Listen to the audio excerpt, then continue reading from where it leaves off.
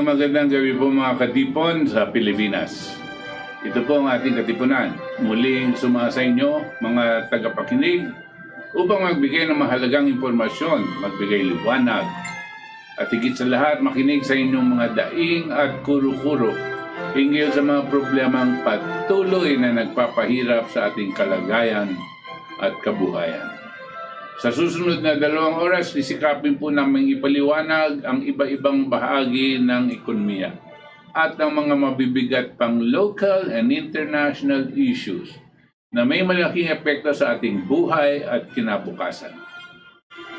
Ito po ang inyong katipon na si Butch Valdes, kasama ang ating co-host na si Valdes, iba pa natin mapasama dito sa Save the Nation Movement, Philippine LaRouche Society at ang Katipunan ng Demokratikong Pilipino, ang KDP. Kami po rito ay nag-aanyaya sa inyo na makibahagi sa ating talakayan sa pagsusuri ng mga kasalukuyang problema at paghahanap ng kaukulang solusyon.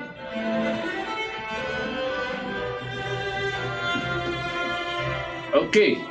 Alam niyo po, marami tayong pwede sana nga pag-usapan dahil maraming nangyayari dito at marami din nangyayari sa ibang bansa.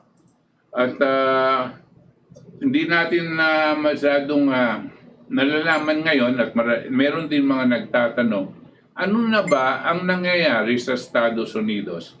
Dahil dito po sa mga nakaraan na buwan, tatandaan nyo, there was a time that we were talking a lot about the political situation in the United States and the accompanying economic difficulties that they were facing, di ba po? At ito pong si Donald Trump at si Biden. So far, how many months has it transpired from January 2021, January 6th, hanggang ngayon? So it's about since Biden 6 months, a little less than 6 months. 6 na buwan na po ang nakaraan. But hindi po natin repasuhin kung anong mga nangyayari, di ba? Let's review and also ipahayag natin sa ating mga nakikinig. What else is happening now? Ano na bang nangyari? Natutulog na lang ba si Trump? O anong nangyari kay Biden na nakakagawa ba siya ng mga mahuhusay na programa para sa bansang Amerika? Masaya ba ang mga mga mamamayan sa Amerika? Or are they still in a period of political and economic crisis? Di ba ito? right. So I guess yung since 2020 November 3 yung election po, malala po natin na on the night of the election, nagbibilang na sila, nag-election sila. Tapos on the night of the election, tumigil po sila. Tapos biglang pag-resume nila the following morning, iba na yung mga bilang. And tuloy-tuloy na yung sinasabi nilang pagkapanalo ni Biden. During this time, si Trump po, sabi niya ilalaban niyo po yan because sabi niya, maraming hindi maintindihan na nangyari, maraming kaduda-duda, maraming parang dito rin po. So, he and his team of lawyers went to work. So, tuloy-tuloy po yan hanggang January 6 before the 20th. The 20th po yung kanyang inauguration ni Biden. Pero yung January 6 po, doon ilalabas sana ang mga ebidensya tungkol sa November 3 elections. Nangyari po sa January 6, alam naman natin sa balita, parang nagkagulo doon sa mismong Capitol. So lahat ng kongresista, lahat ng senators nagtago. Ang nangyari doon, hindi nilabas lahat ng ebidensya. At tinuloy pa rin nila sa January 20 yung kanilang ano. Ngayon, binintang ulit nila kay Trump ang nangyaring gulo. Siya daw ang instigator, siya daw organizer, siya daw ang rason kung bakit nagkagulo at pinasukan ng US Capitol. So marami pong mga video, marami pong lumalabas sa internet, hindi po sa mainstream media, hindi dito sa Facebook kasi pinipigilan, hindi rin sa YouTube kasi pinipigilan yung katotohanan lumabas. So, pero maraming video na po, nakikita nila na hindi si Trump talaga ang nag-instigate ng kaguluhan doon. But they impeached him pa rin before Jan 20 and then he was acquitted pa rin. So, pasok na si Biden, inauguration, na medyo binarikada nila yung buong Washington, yung Capitol area, tapos may mga police, so medyo strange po yung inauguration. And then ngayon, si Trump and his lawyers, never po nag-concede si Trump. Malala po natin na we have to take note, he never conceded to Biden. He never said natalo ko. In fact, ever since he moved to another of his properties sa Florida naman, sabi niya pinupush dapat may election fraud pa rin. In the meantime, since January yata, tinanggal na si Trump sa lahat ng social media. Binan na po siya ng Facebook, Twitter, Google, and YouTube. So hindi na makalabas si Trump. Eh syempre yung mainstream media, hindi naman siya kukunan. Hindi naman siya kukunan ng pahayag. But it seems na yung mga alternative channels nila online, tulad ng Telegram, tsaka yung mga iba, other sites that carry the news about Trump, lumalakas at umuugong yung balita about what they call this audit in Maricopa County. Ito po kasi to the organizers were the Senate Republicans dun sa Arizona. Yung Maricopa County is part of the state of Arizona. Right, the biggest county. The biggest county in Arizona. So maraming boto po yon. So when they do a forensic audit daw, para nakikita mo, tapos na yung botohan. Pero tignan natin kung may kalokohan ang nangyari. So inisa-isa po nila yan. Nakita po natin, we've said it, azaudit.org, you can watch it online. Naging very transparent sila sa auditing of these votes. So inisa-isa lang po nila yan lahat. Kaya marami, parang isang basketball court sila, lahat sila nandun. Tapos napaka-transparent. Also, over 24 states now, state legislators from other states sa US, binisita na nila ang Maricopa County at gusto nila mag-forensic audit sa kanilang mga states. Malaki po to. Kasi pag may nakita silang kalokohan sa Maricopa County, ibig sabihin kung Dominion at Smartmatic ang siyang ginamit sa eleksyon, paano sa states nila? Alam niyo po, simple lang yung audit na yan no? Ang ginagawa nila, kukunin nila lahat ng mga balota. Bibilangin, una-una, bago nila bilangin yung balota, titignan nila isa-isa kung tama ba. Kung yung tao na bumoto ay totoong tao, right, no? At hindi papatay. Meron silang ganyan na parang master list na makikita. Registrants. Tsaka tiga doon. Kung doon siya talaga nakatira, Hindi flying voter. hindi siya flying voter. At ano pa ba yung ibang requirements nila? No? Yun, simple lang po. So, pag itong taong to, siya yon at itong itinatabi po.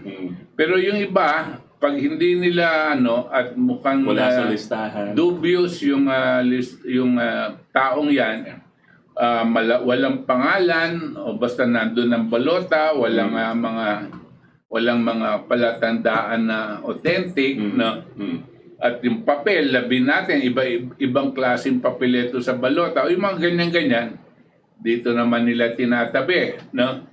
So, hinimay nila ito.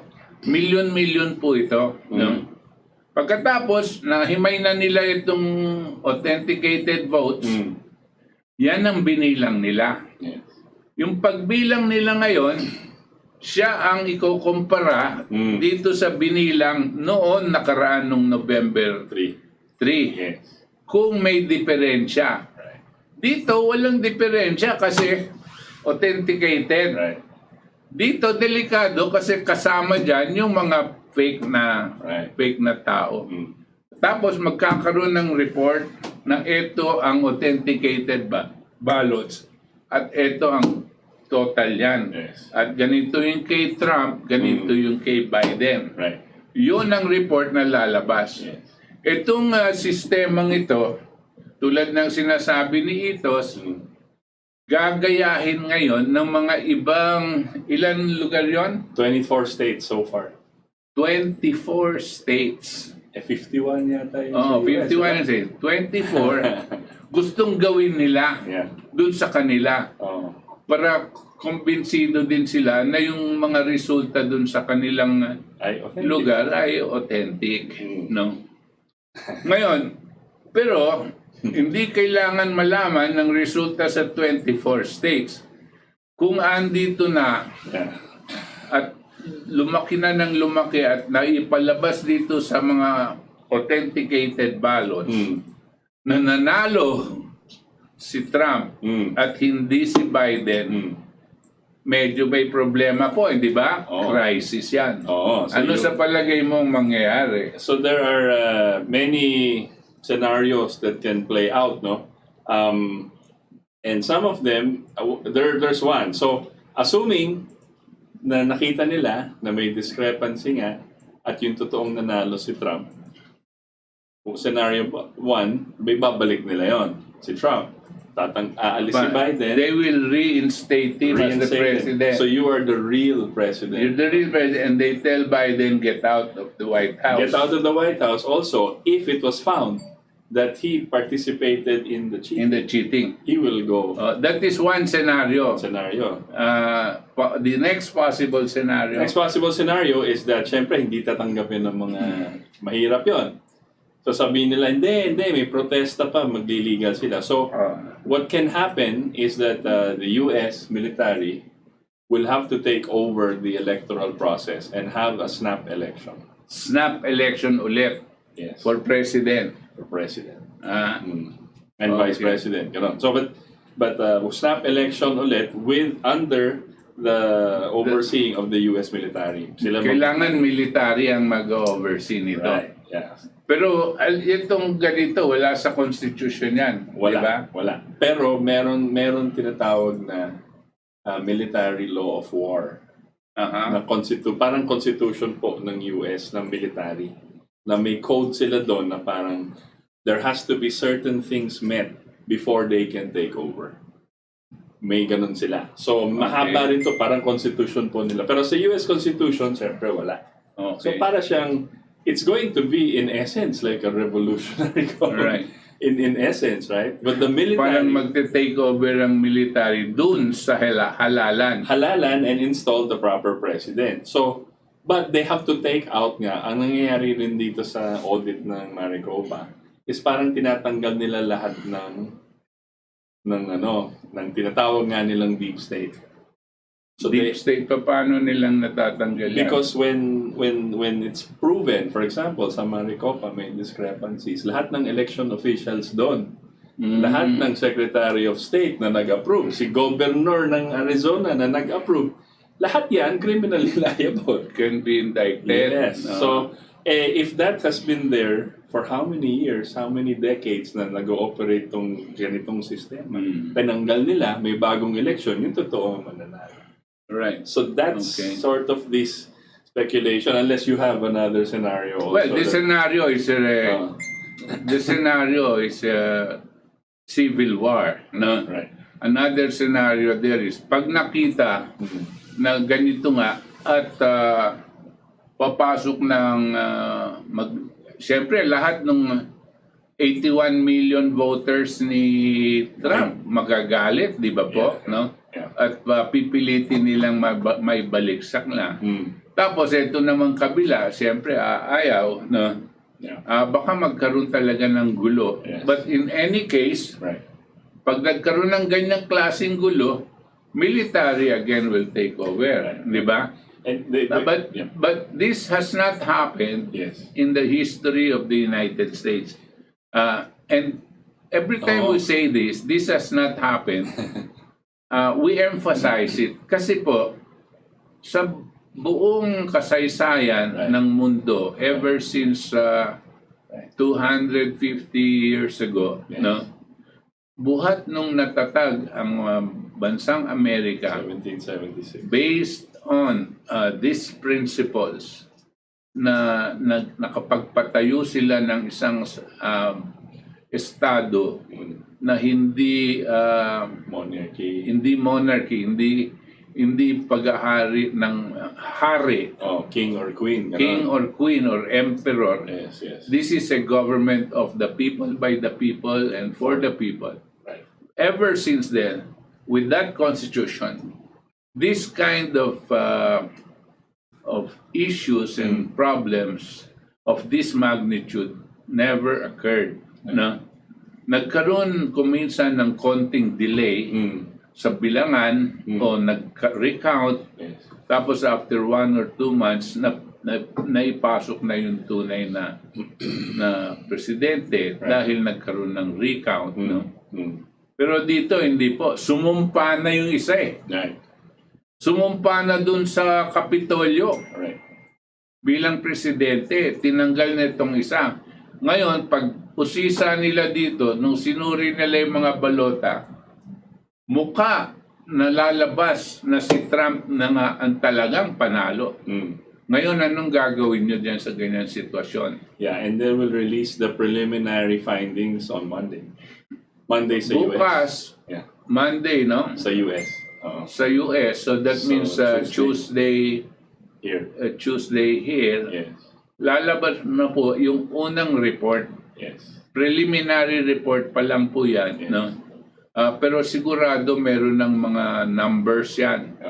Ilan ang boto ni ganito, ilan ang boto niyan. Or if the ballots are authentic. At least na ano. Kasi ilan yung na-disqualify na ballots, yan, sasabihin nila yan. No? Kasi nakita po na, remember if you watched our shows last year, during the campaign, nakita po natin, di ba? We were talking about yung graph nila, tapos gumanon si Biden bigla, pagbalik after 4 a.m., biglang bumakit kaagad siya, malinaw na malinaw. Alam naman natin yun, di ba? Parang tinuruan natin, di ba? Yeah. Pagdating ng hating gabi, magsesarado, tulog lahat.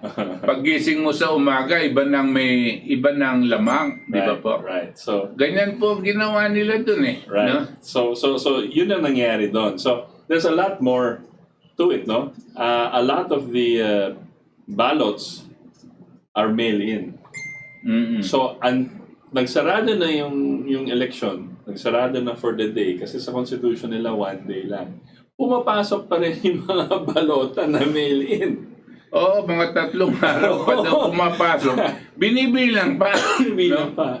Labag yun sa Constitution. Sa Constitution, tsaka labag sa kanilang mga rules, mga batas. Yes, no? yes. So, it's very, and tama yung sinabi ni Chairman, and that was going to be my point also, that when we say ang US po, ang siyang una and longest standing representative democracy, right, in the world, in history po.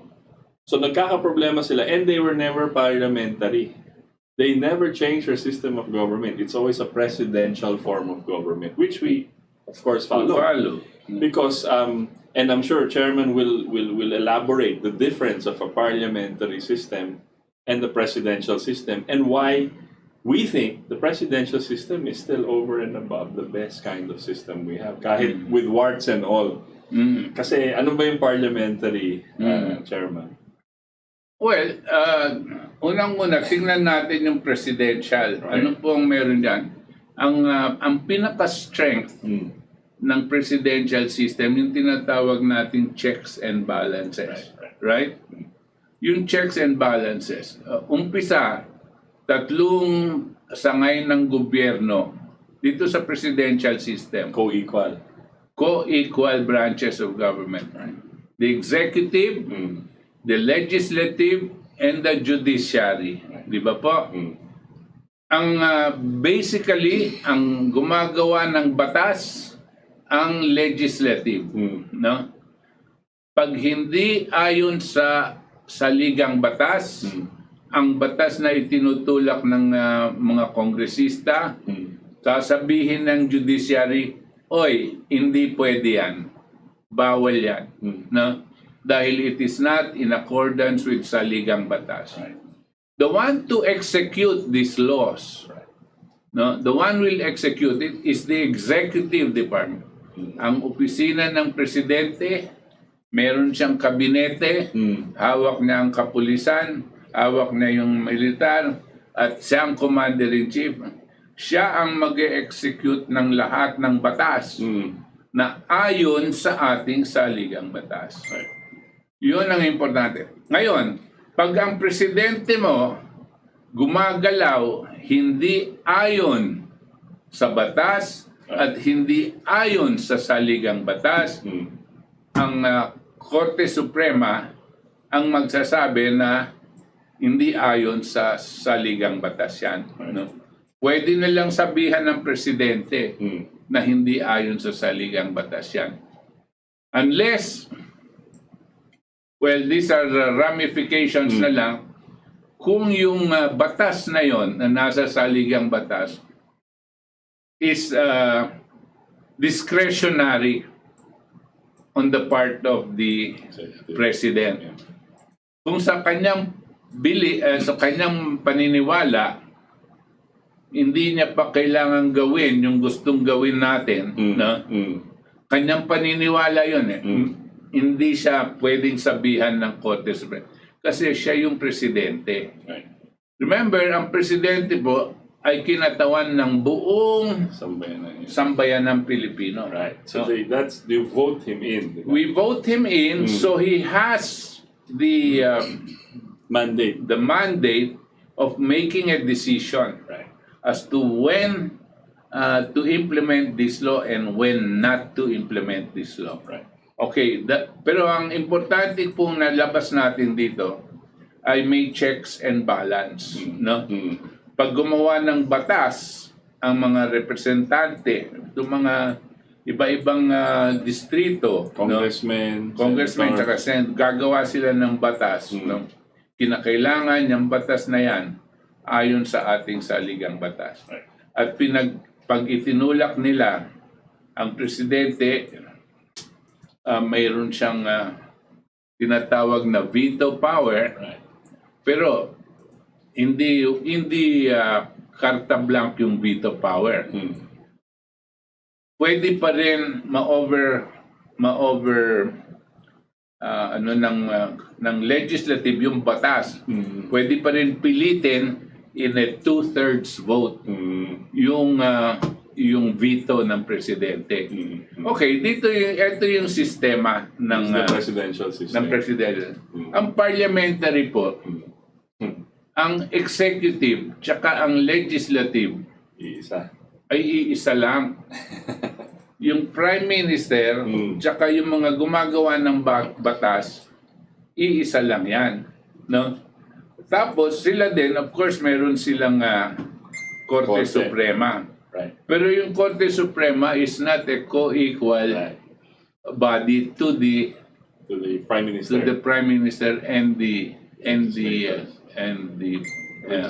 legislators. They call that a parliament. Itong mga ibang kasama natin na Pilipino, sinasabi, dapat siguro parliament para mas madaling magpasa ng batas. Oo nga, mas madaling magpasa ng batas. Pero, kung yung batas na yon laban sa interes ng taong bayan, kung yung batas na yon pampalakas lang, o pampayaman lang dito sa mga mambabatas at ng Prime Minister. at sila na ang nagkontsaba dyan, ano naman ang mangyayari sa inyo? Di ba? Ano pong isa pang ano sa parliamentary Feature. system? Ang sa akin weakness, ang parliamentary system, itong mga ito, representante ng iba-ibang distrito. Tapos yung distrito naging member of parliament. Parang sa kongreso. Ngayon, sila pipili ngayon ng prime minister na parang magpapatakbo ng gobyerno at meron siyang ganyang karapatan at power, no? Pero sila lang pipili. Sila, they will pick among themselves Tapos tayo. Sino tayo? Sinong gusto who will be the prime minister. So wala nang voting ang tao. Wala na nga. That is the problem with that. Because, tingnan nyo, sa presidente, ang pumipili dyan sa presidente, taong bayan. Right. Ang pumipili dito sa mga mambabatas, taong bayan, pero sa kanya-kanyang distrito. Right. Ang pumipili po sa presidente, lahat ng national, mga Pilipino. Right? Yan po ang ating... meron tayong direct participation in the choice of the national leader, which is the president. Which also means the direction of the country, which also means like this. Ngayon, dito sa parliament, wala tayong direct. Hindi tayong pumipili ng prime minister. Ang pumipili, itong mga nandyan, yung mga mambabatas. No? So, kung ayaw natin ng prime minister, wala tayong say. Right. Pwede kang magkaroon ng say, mag-revolution ka. No? Sabihin mo, ayaw mo yung prime minister, mag-revolution ka. Pero sa proseso, ang pagpipili ng prime minister, sila lang. Tsaka walang Para bagang board of directors ng kumpanya. Right. Ang pipiliin ng presidente sa kumpanya, yun lang nandito ng board of directors. Hindi yung employees. Right. Di ba? Right. No? So, yung board of directors, sila ang representatives nun, yung mga stockholders. No? Pero dito sa board of directors, sila ang pipili ng presidente at hindi yung stockholders. Right. Di ba po? Right. Ganyan ang gusto nitong mga ibang mga Pilipino para daw mas madali magpaandar ng gobyerno. ang dapat natin pong isipin mabuti, no? Hindi namin sinasabing ano yung mas mahusay, ano yung hindi. Ngayon, pero isipin natin mabuti, nakahanda ba tayong ipamigay ang ating karapatan na pumili ng ating mamumuno sa ating bansa? Because if you go to the parliamentary system, we relinquish that right and we give it to the representatives of the people.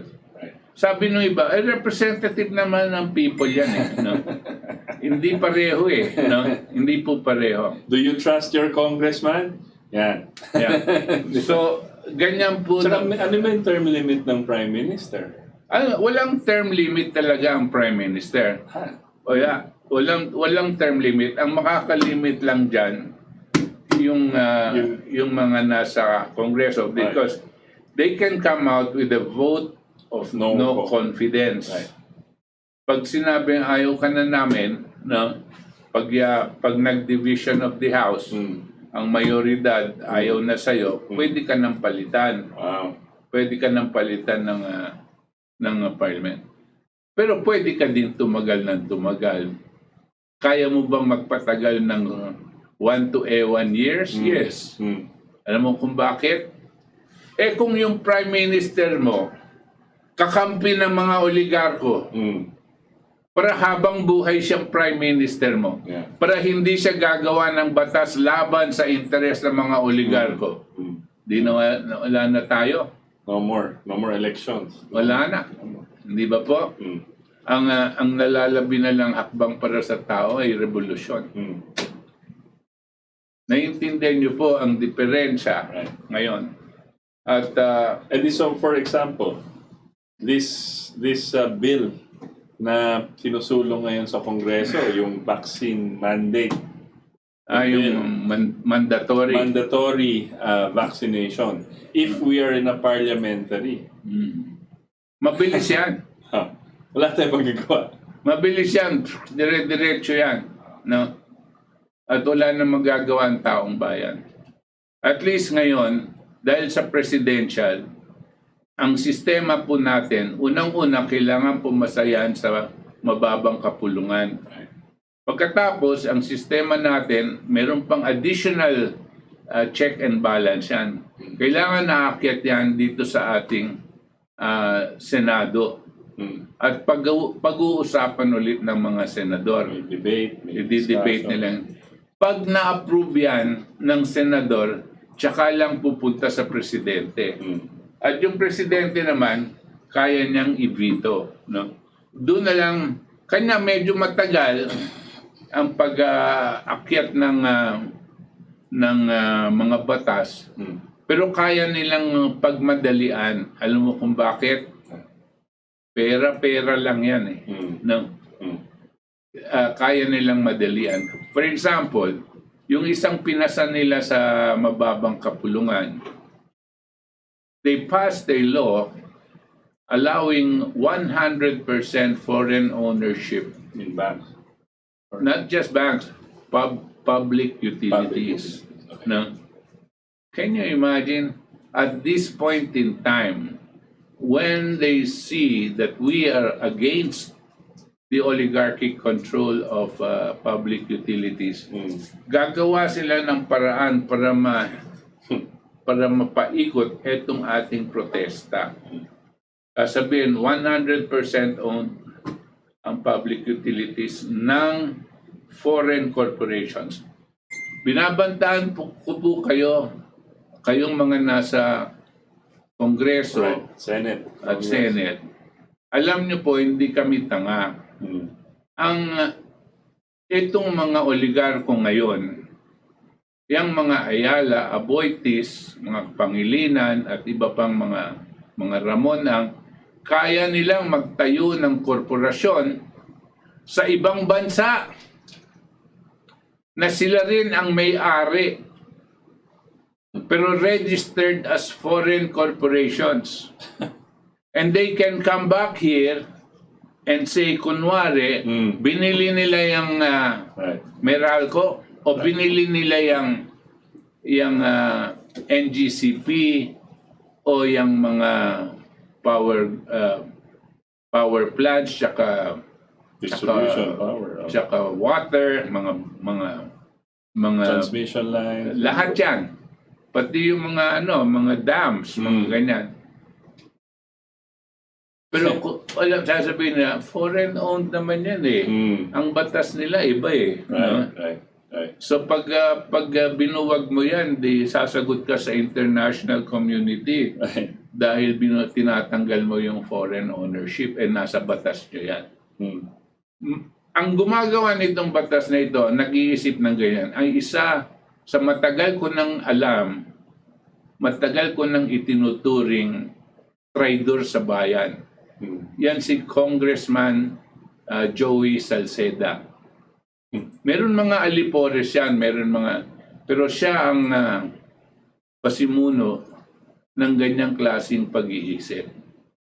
Gusto niyang ipagbigay ang ating kasarinlan sa ibang bansa at sa mga dayuhan dahil wala siyang pakialam sa mga mamamayang Pilipino at sa ating bansa.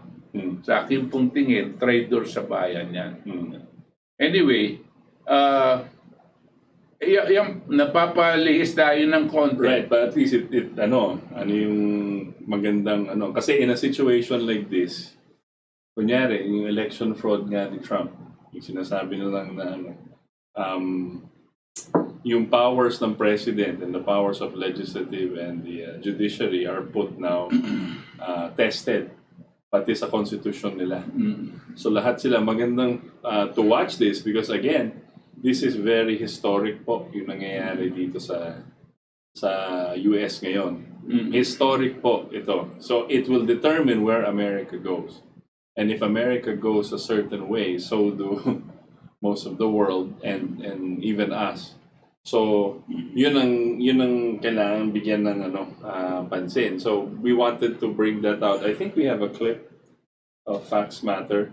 Just another update on the Maricopa, yung nangyayari sa Arizona on the fraud.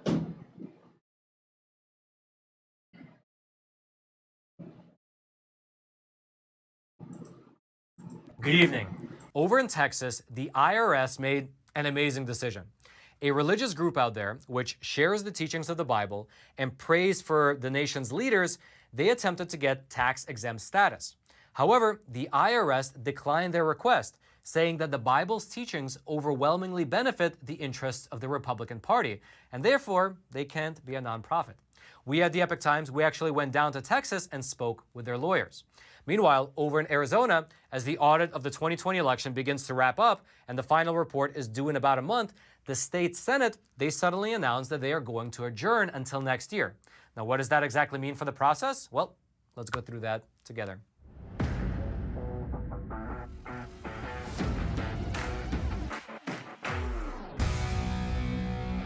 This is your semi-daily Facts Matter update, and I'm your host, Roman from the Epoch Times. Now let's begin today's discussion over in Arizona. And to start with, in order to set the stage for you, although you likely have already heard, the Arizona State Senate has been conducting an audit of the 2020 election over Maricopa County for the last 2 months now. And as a part of that audit, the Arizona Senate is doing a hand recount of 2.1 million ballots. They are looking for any possible IT breaches that might have occurred, and they are examining close to 400 election tabulation machines which were used during the 2020 contest. Now this week, the auditors are wrapping up their final paper examination over at the Veterans Memorial Coliseum. In fact, tomorrow, which is Saturday, is the target date for the completion of the paper ballot examination, and from what we see, it seems like the audit team is on track to hit that goal and wrap up tomorrow. Now, what exactly happens after that? Well, after completing the paper ballot examination, the audit teams will leave the Veterans Memorial Coliseum. They will pack everything up, and they'll inform the county officials that they are done. Then they'll have to hand back all the custody of the physical election evidence back to Maricopa County officials. And so the physical ballots will go back into the possession of Maricopa County. However, the auditors have in their possession high-resolution photocopies of the ballots, and so they will continue to run evaluations on them remotely. It looks like there will actually be 2 different groups which will be conducting the final phase of the audit once they leave the Veterans Memorial Coliseum. Over in Washington, a contractor called Cypher, they will be doing the IT evaluation. And over in Florida, the Cyber Ninjas, they will continue doing the ballot authentication, using the ballot images that they have captured over the Coliseum. And so the big question is this: when can we expect to see the final results? Well, the auditors themselves are under a non-disclosure agreement, and so the official results will have to come to us from the State Senate, from the Arizona State Senate. And according to Ken Bennett, who is the audit liaison, once the audit team moves out of the Coliseum, they will need another few weeks to complete the final phase of the evaluation.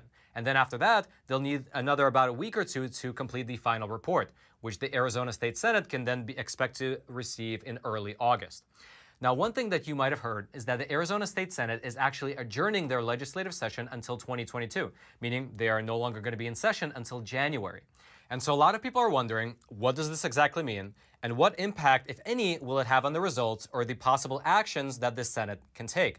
And so that is a great question, and in order to understand what's happening, we need to go through a bit of Arizona state law, specifically the law surrounding how the Arizona Senate operates. And so within the Arizona state law, there is a term called sine die, which essentially means that the legislature needs to adjourn.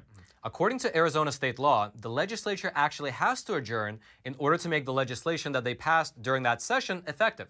The way that it works out in Arizona is that the laws that the legislature passes go into effect 90 days after sine die, after they adjourn. And so if they don't adjourn, none of the laws that they passed go into effect. Now, it's worth noting that sine die will not affect the election audit almost at all. The audit will continue as scheduled without delay. The adjourning of the legislature will pretty much not affect it.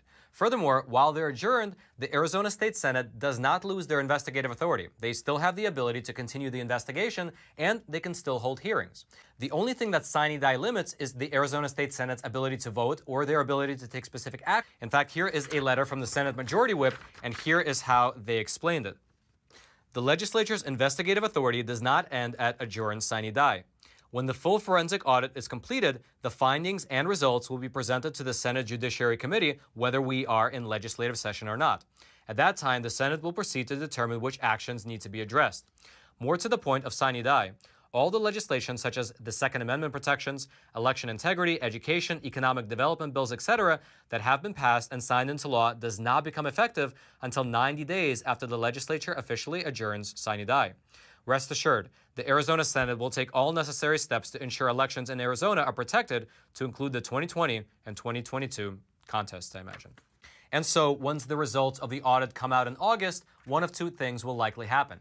Either there will be a need for further fact-finding, maybe there will be some litigation that will come out of the results, and then in January, when the Senate comes back into session, they can take some concrete action based on the audit. The other option is that there might be something urgent that comes out of the audit, something that needs to be addressed ASAP. And then it is possible for the Arizona governor, Doug Ducey, to call the Senate back into a special session. And so ultimately, in terms of which path will be taken, that will be likely determined based on what the audit results turn out to be. Now, if there is some indication of anomalies in the final report, then the Arizona State Senate might have to take some further action. For instance, the county routers, which to this day have not been turned over, and the administrative passwords to the election machines have also not been turned over, and so litigation to get these issues resolved might actually take up a few months. And so all that might actually be needed to be done before the Arizona State Senate can take any concrete action, and therefore, the fact that they reconvene in January might actually be kind of a normal timing for things anyway. But honestly, there is no reason to speculate. We'll just have to wait and see what the final report says in about a month. Now, aside from what's happening over in Arizona, as we mentioned in a previous episode, many delegations, as well as many individual lawmakers from different states, have gone over to Arizona to take a look at the audit firsthand. In fact, as of today, lawmakers from 20 different states have gone over to take a look in Maricopa County, and many of them are now calling for similar audits to be conducted in their home states. However, Republicans are not of one mind when it comes to the question of whether to hold forensic audits or not. For instance, Robin Vos, he's the Speaker of the House over in Wisconsin, and Chris Kapinga, he is the President of the Senate in Wisconsin, and they are both Republicans, and yet they are both opposed to conducting a forensic audit, even as different lawmakers in Wisconsin are trying to get one off the ground. And what's interesting to note is that Republicans are generally supportive of these types of audits. In fact, just a few days ago, a Rasmussen poll found that 71% of Republicans across the country want to see forensic audits. And interestingly, in that same poll, it found that 55% of all voters, not just Republicans, but all voters across the country want to see forensic audits. And so what will likely happen is, based on the results that come out of Arizona, we'll likely see whether the political winds blow in the direction of conducting more audits across the country. And just as a quick aside, it looks like Pennsylvania might potentially be the next state in the country to conduct a Maricopa-style audit, since just a few days ago, David Argyle, who is a top Pennsylvania senator, he said this in a statement. "It's a very careful recount, forensic audit, so yeah, I don't see the danger in it.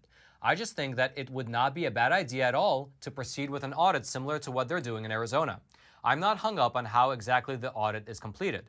I just think that we should complete one. I think it needs to be independent. I think there is going to be mistrust if the same people who conducted the election conduct the audit."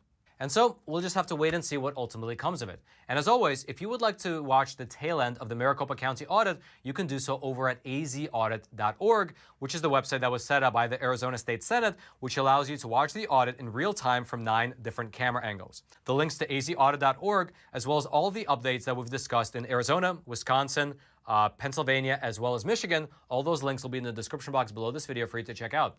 And now let's move on over to... Oh, sorry. Hello? Yeah, hey Roman, it's me. No, I'm just kidding. That was a report one day ago that was from the Epoch Times.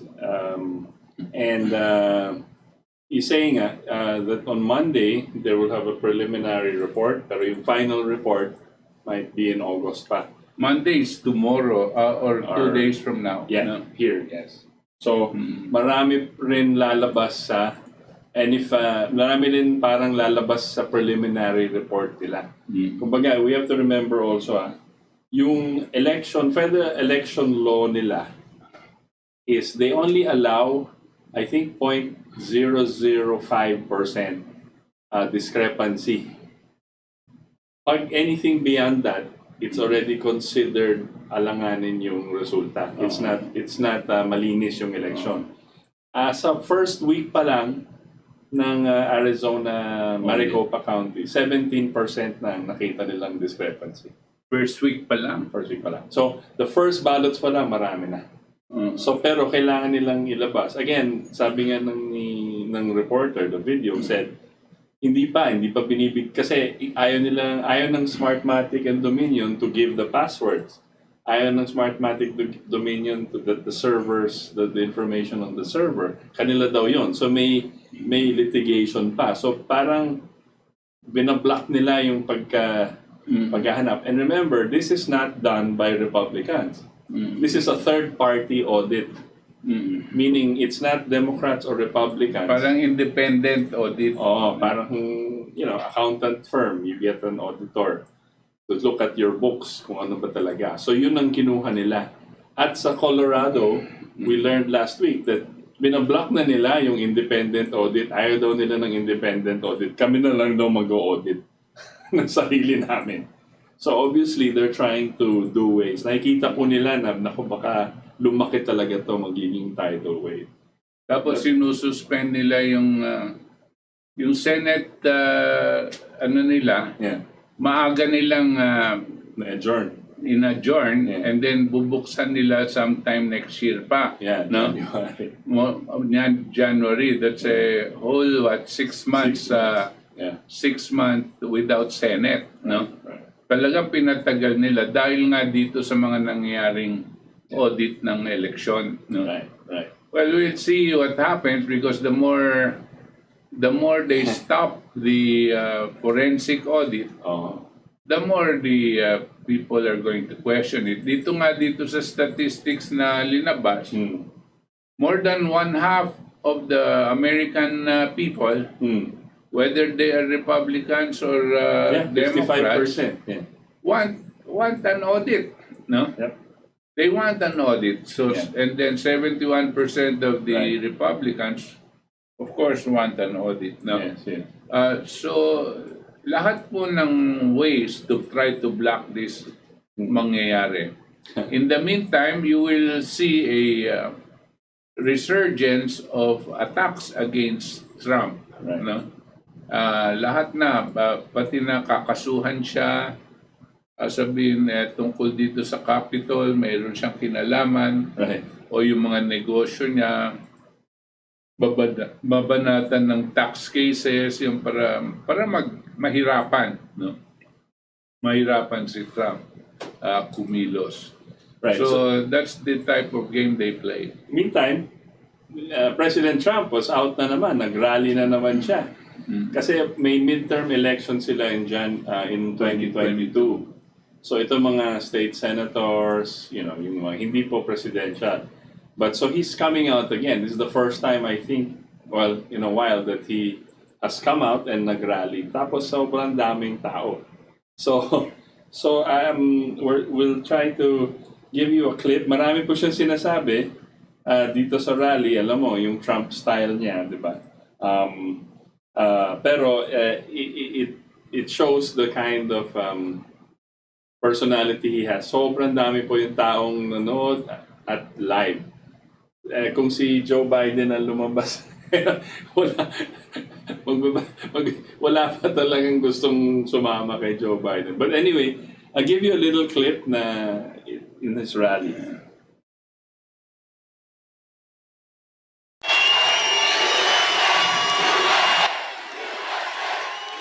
Wow, thank you.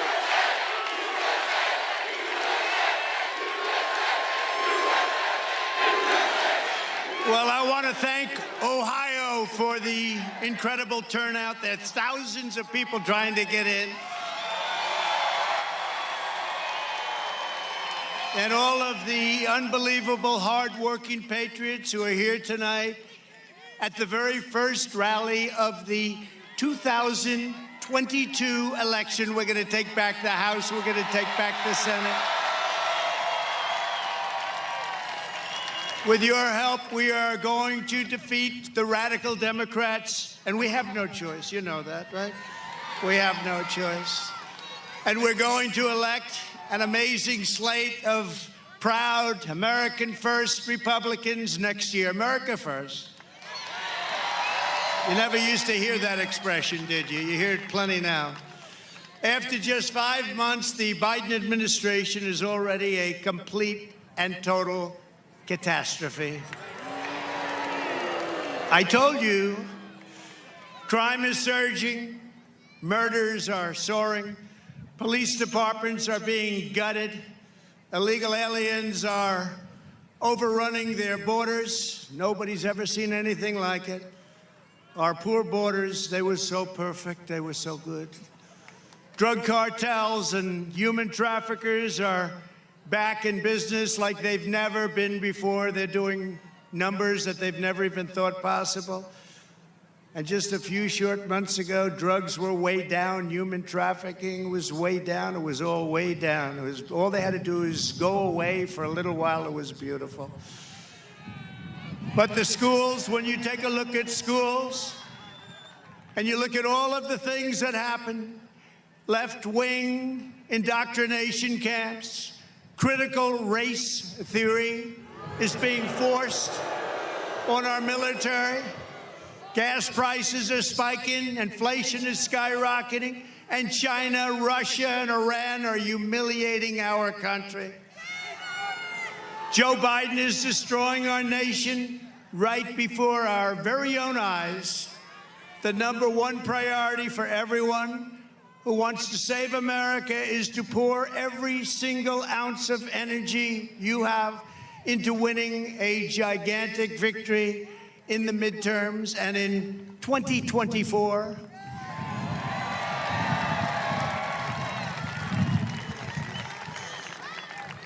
Together, we will send Joe Biden and the fake news media. There's a lot of people back there. Look at that. Look at that. Look at that. Do you miss me? They miss me.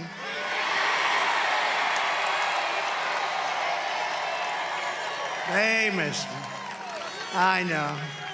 They look at their bad ratings and they're saying, we miss this guy. I said it was going to happen. I was waiting for them to endorse me, actually.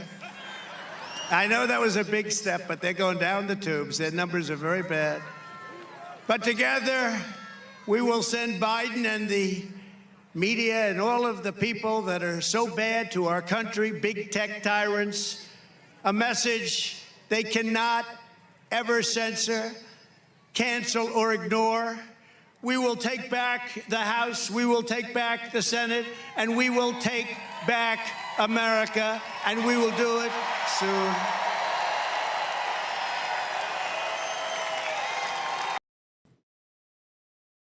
Okay, that was a clip of Trump. You can watch the whole speech on Right Side Broadcasting or Rumble. Hanapin nyo lang. I don't know kung sa YouTube sinesensor pa rin nila si Trump.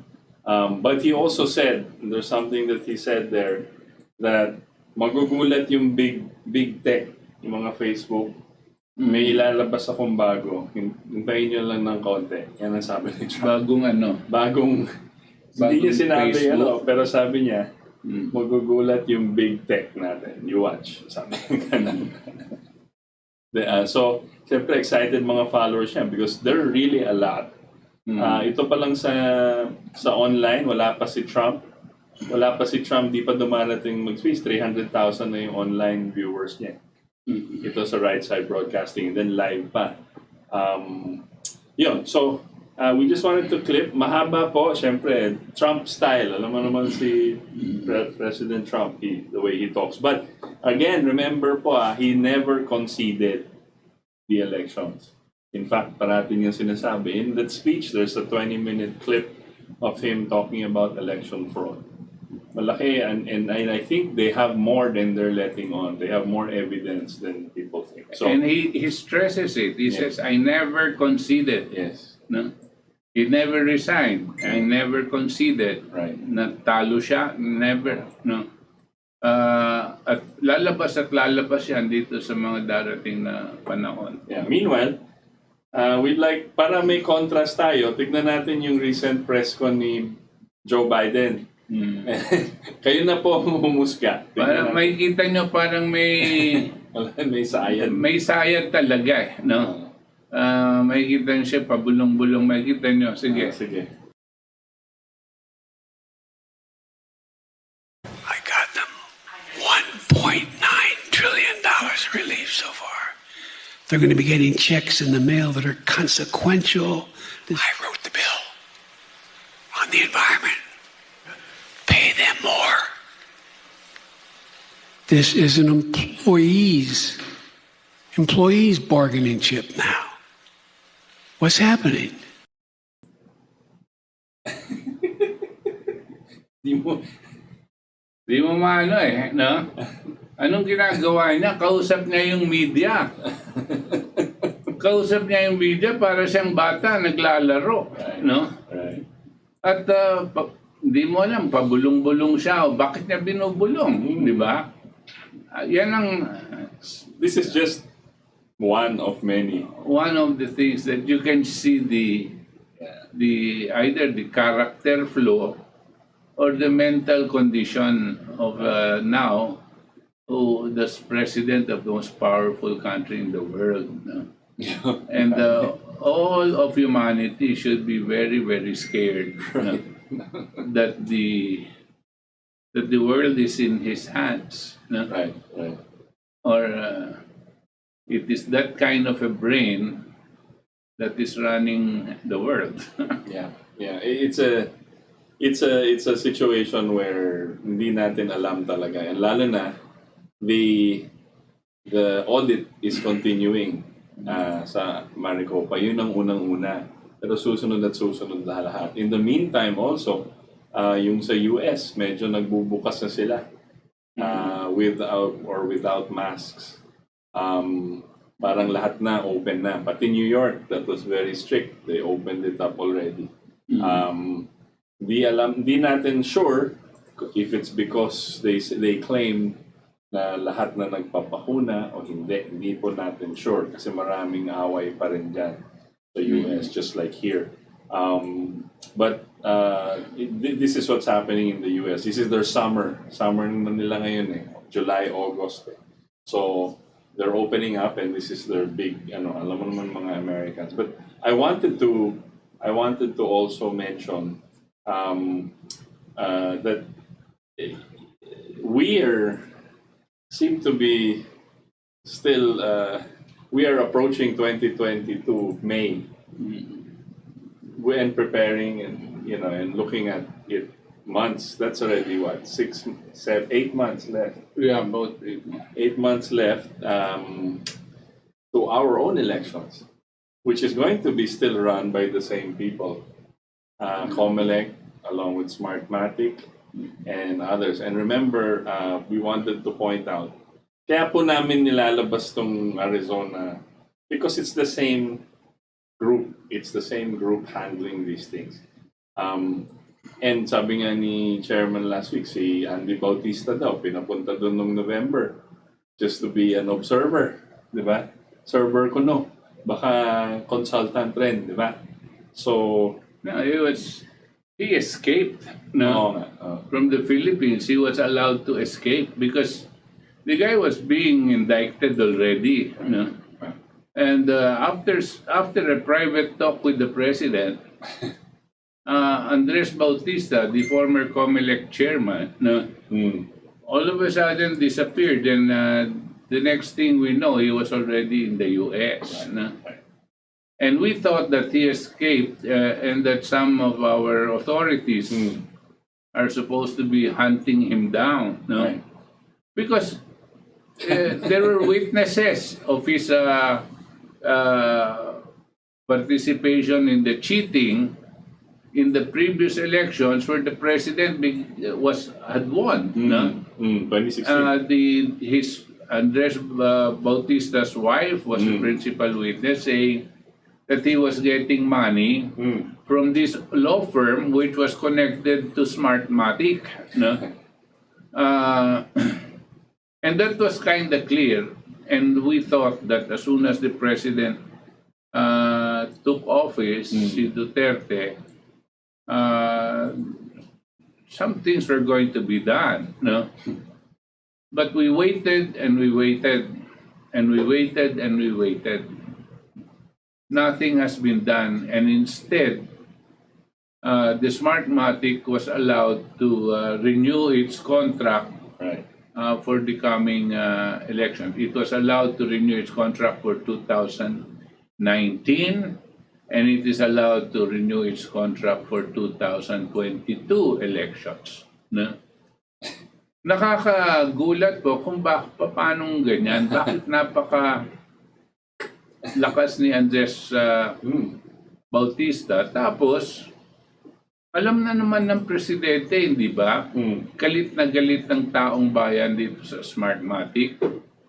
Hindi ba sinabihan siya, tinanungan siya noon nang nasa Japan siya, in the press by an OFW. I remember that because I heard the question. What are you going to do about Smartmatic, Mr. President? And he said he was going to do something about it. Mag-abangan nyo na lang. So we waited and we waited and we waited. It seems like it will still be Smartmatic and the usual COMELEC corrupt officials that are going to be the ones handling these coming elections. Nakakapagtaka po, di ba? Pero sasabihin ng tao, hindi naman kailangan si Duterte. Hindi niya kinailangan yung Smartmatic, panalo nga siya landslide Alam niyo po, dati, ganyan ang pag-iisip ko. Sobrang laki, hindi kinayanan ng Smartmatic. Pero tingnan niyo itong nakaraan eleksyon sa Amerika. Itong November 3, 2020 elections. Dapat grabe ang landslide yan ni Trump. Bali wala, minamani yung supposed landslide ni Duterte. Unprecedented yung kay Trump. States that he was supposed to have been clobbered. No. He won. Yeah. All of a sudden, binaligtad ng Smartmatic. At yun ang itinulak at ang naging presidente to si Joe Biden. So binabalikan ko ngayon itong atin sa Pilipinas.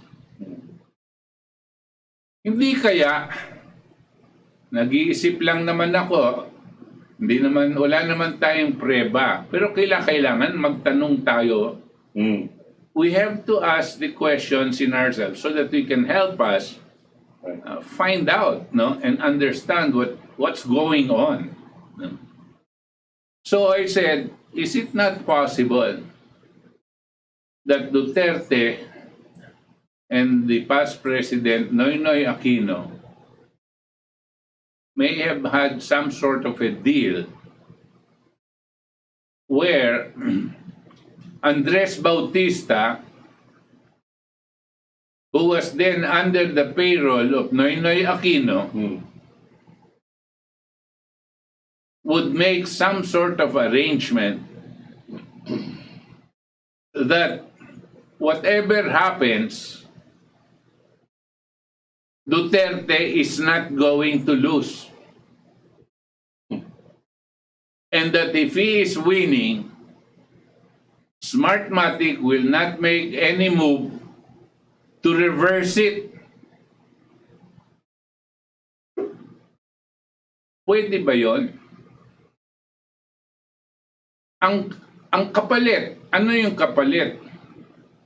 Kung ikaw si Noynoy Aquino, ang kapalit nito, papayag kami dyan, pero walang makukulong sa amin. Walang kaso. Hindi kami kakasuhan. Sinong kami? Noynoy Aquino. Sa lahat ng mga ginawa niyang violate ng Constitution tsaka ng ating batas. Butch Abad. Ochoa. Butch Abad ng budget. Yes. Ochoa. Dahil siyang gumawa nitong DAP Yeah. na supposedly mga pondo ng Malampaya funds yan na ipinagmudmud nila sa iba-ibang mga proyekto at kasama na dyan pati yung pagbibili nila sa mga kongresista at mga senador para ma-impeach si Chief Justice Corona. Si Butch Abad ang nagmaniobra niyan, di ba? O, walang kaso. Sino pa? Si Ochoa. Si Ochoa, ginawa niyang executive secretary, pero ginawa niyang drug czar. At the time, when the drug lords proliferated and expanded,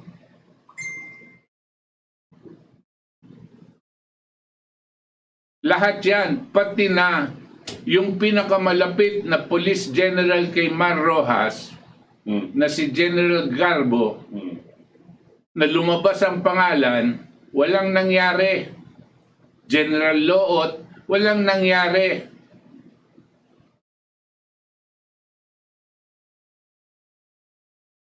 Pwede bang ganyan ang kausapan?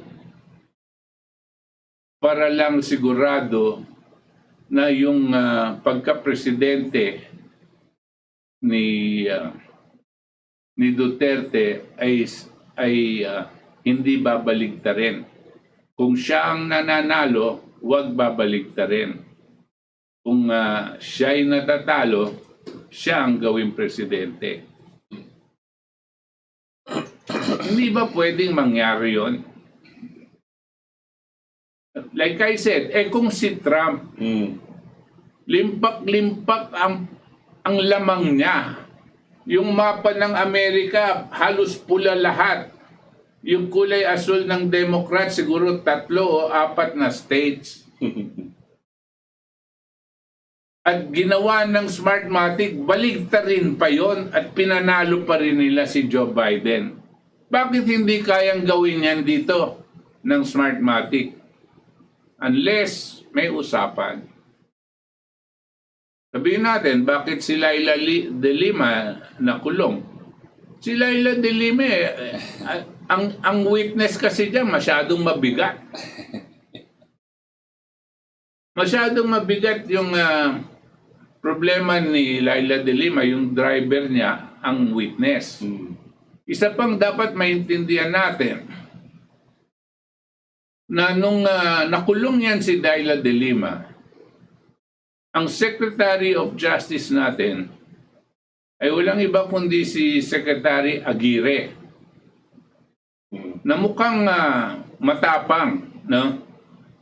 Dahil siya ang nagbigay din ng pahintulot sa Public Attorney's Office na payagan sila imbestigahin itong mga batang namamatay sa Dengvaxia at pinayagan niya din mag-autopsy, forensic examination sila Dr. Erwin Erfe at Persida Acosta sa Dengvaxia.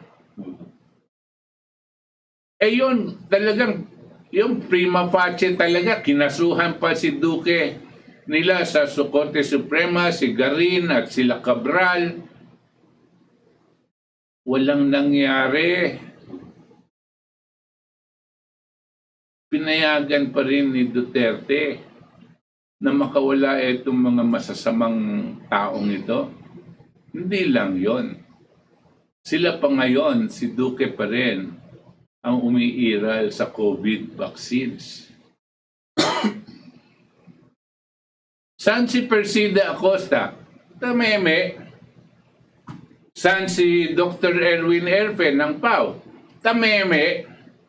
Tanong nyo sa kanila, bakit kayo masyadong tahimik?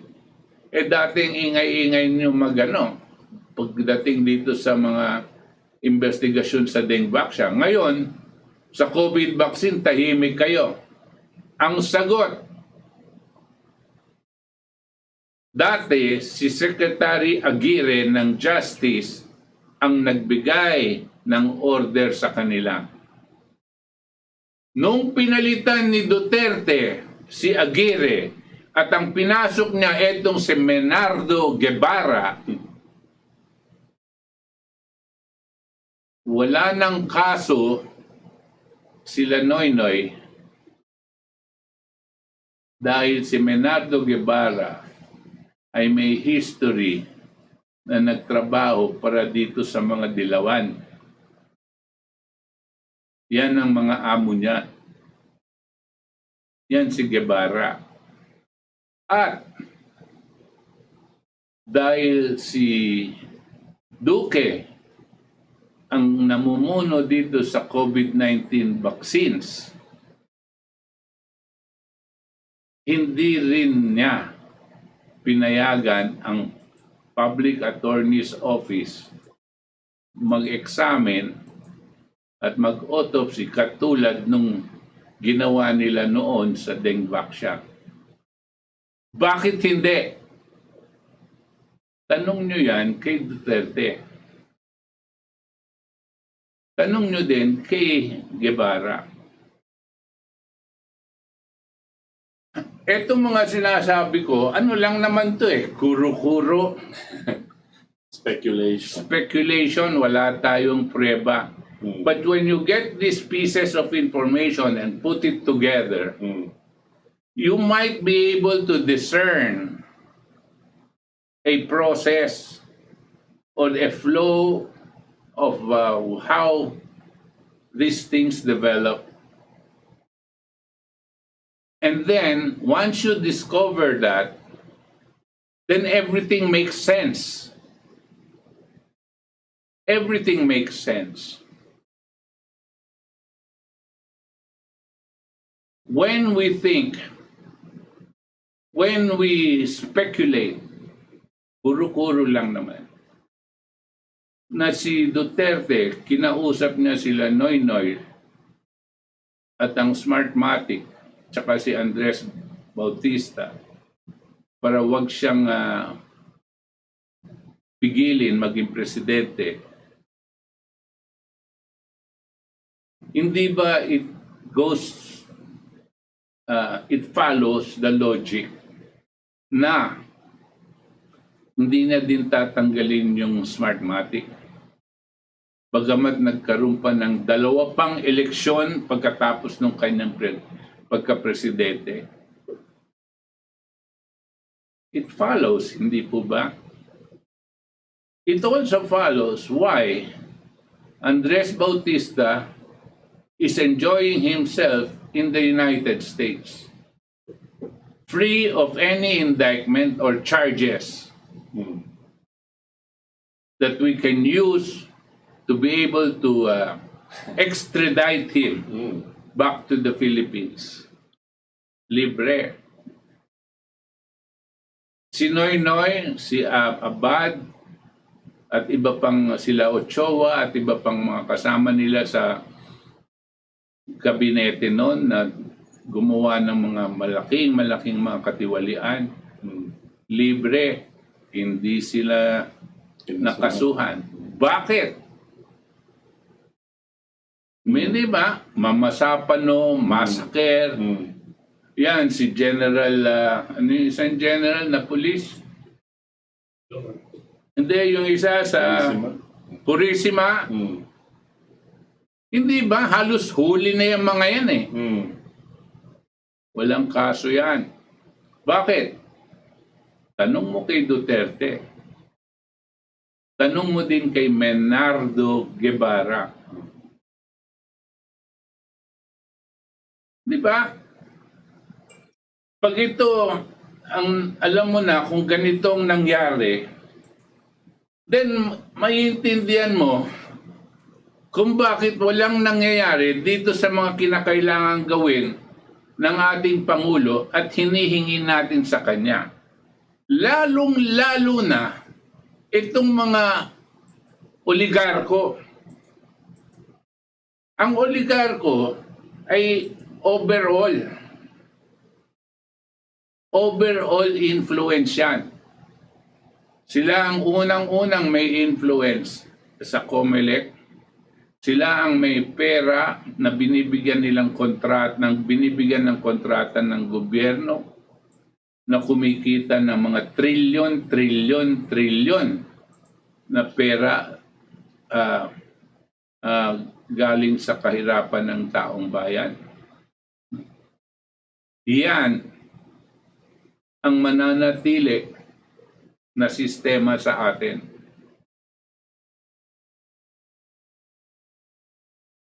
Isipin nyo,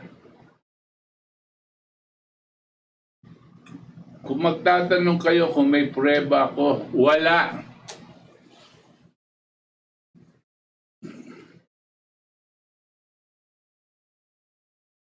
Wala.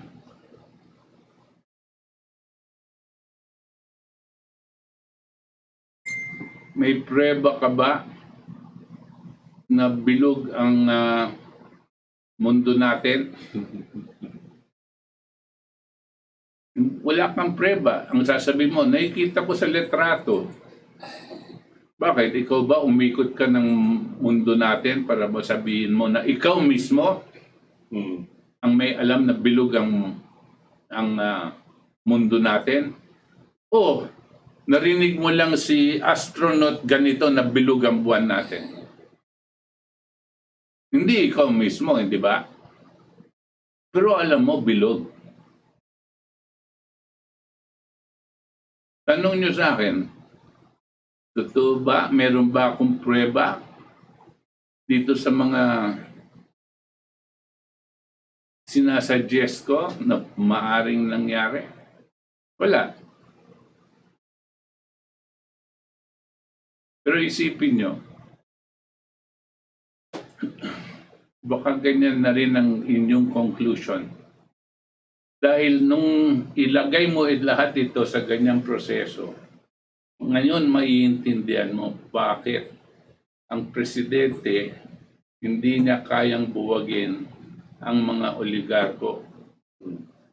Ngayon maiintindihan mo kung bakit ang presidente hindi niya bubuwagin ang COMELEC tsaka ang Smartmatic.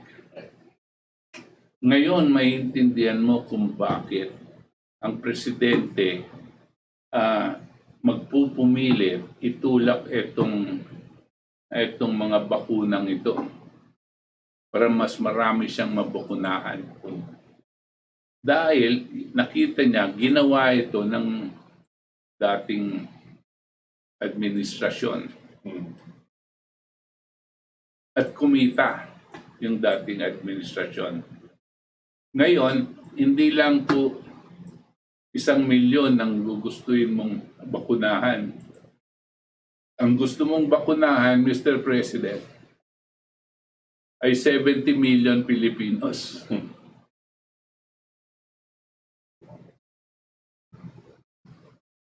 Bakit?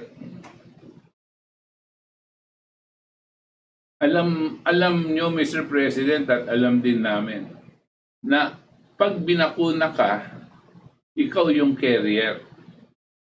Kasi nakatusok sa iyo yung virus. So you become a carrier.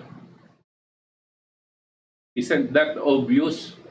Why is it that you make people believe that the ones without the bakuna are the carriers? Are you... Do you think the people are really that stupid? Are you making the people so stupid to make them believe you? Why are you stopping ivermectin? Why? It is proven that it saves lives. Why don't you want to save lives?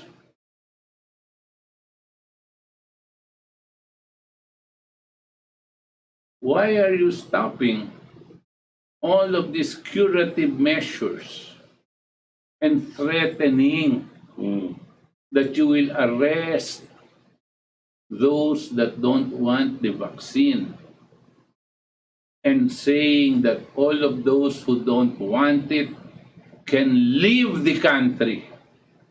Do you own this country?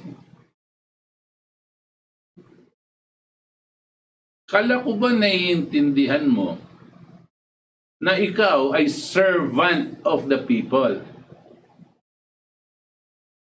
I thought you understood that. Ngayon, etong servant of the people, papalayasin yung people dito sa bansa? Kala ko ba naiintindihan mo yung role mo, Mr. President? Bakit naman ganyan?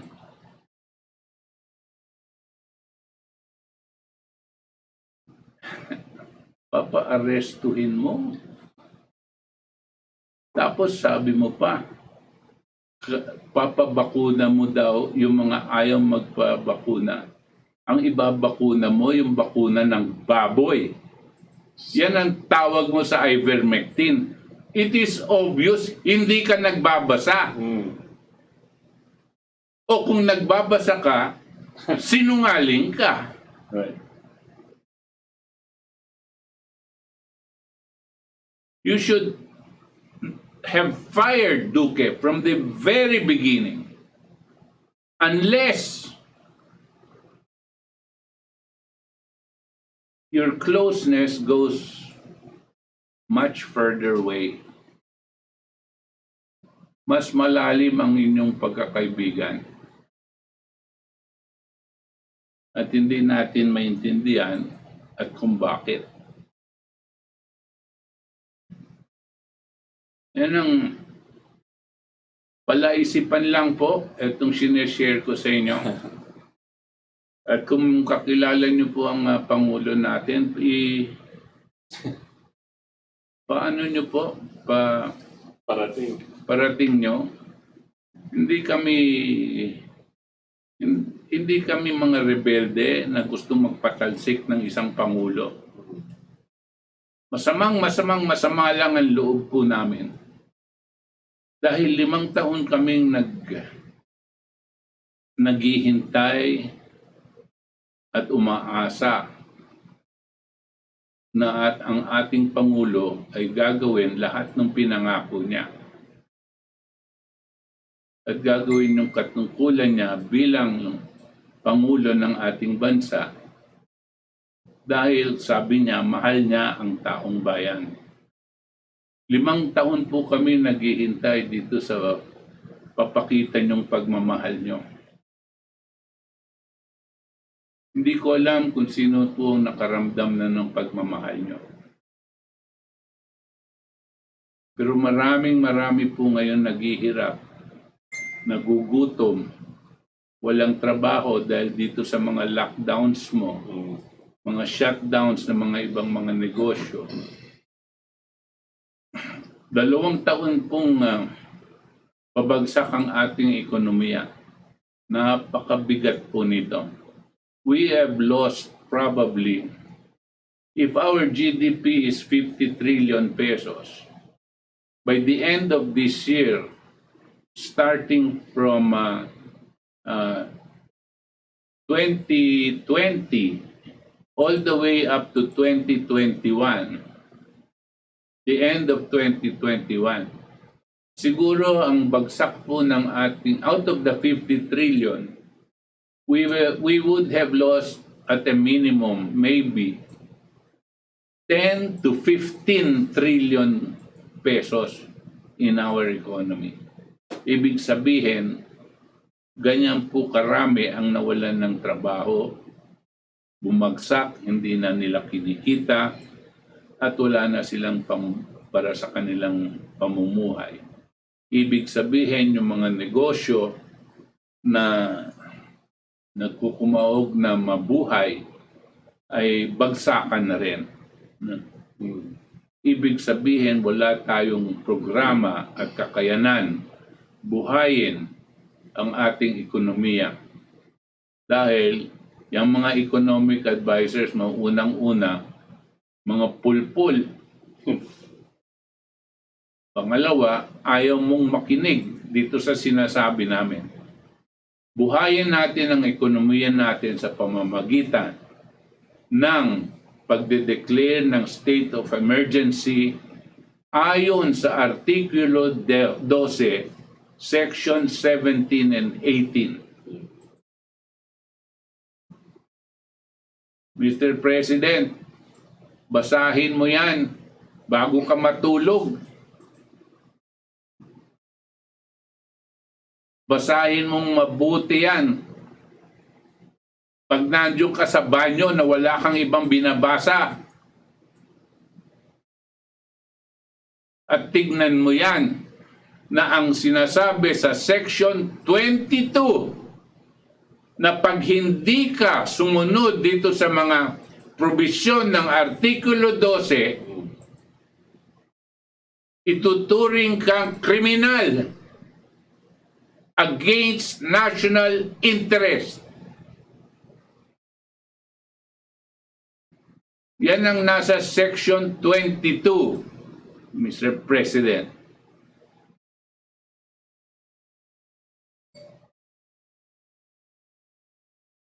May panahon pa. May konti pang panahon para gawin mo ang kinakailangan mong gawin. Pagsasabihin mo, gagawin mo yan sa Disyembre, January, bulahan na yan. Dahil alam mo, election time na yan. Ang panahon na sinasabi namin available to you is between today and all the way up to end of August. 2 months na pwede mong gawin ito. Since dadating na ang SONA, napakaganda sana kung sabihin mo itong mga napaka-importanting sasabihin mo. Ito sana ang maririnig namin sa iyo. Ipapatupad mo ang iyong katungkulan ayon sa Artikulo 12, Section 17 and 18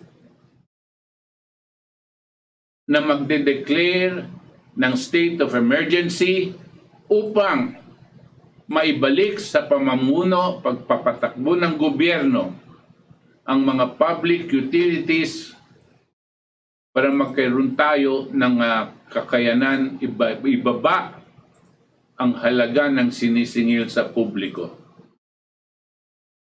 Number 1 po yan.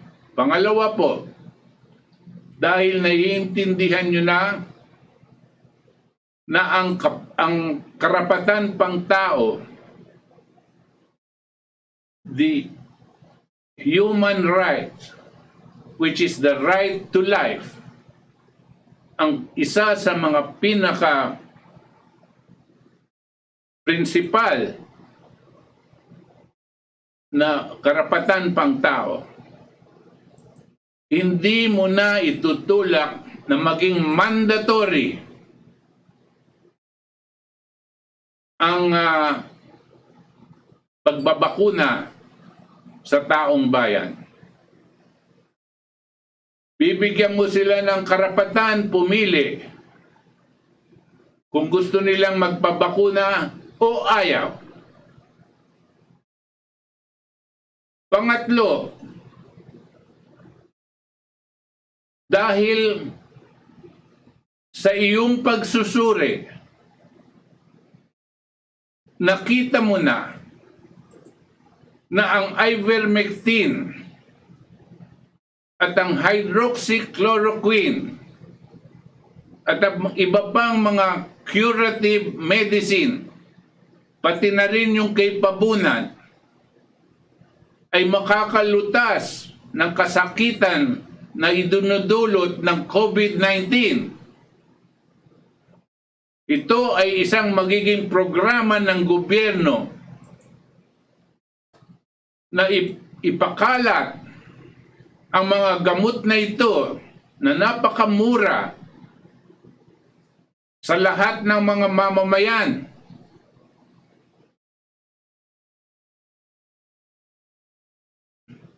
Para labanan itong human manufactured virus. And I say human manufactured virus because Dr. Fauci of the United States has admitted that they manufactured this COVID-19 virus in Wuhan, China. He admitted it.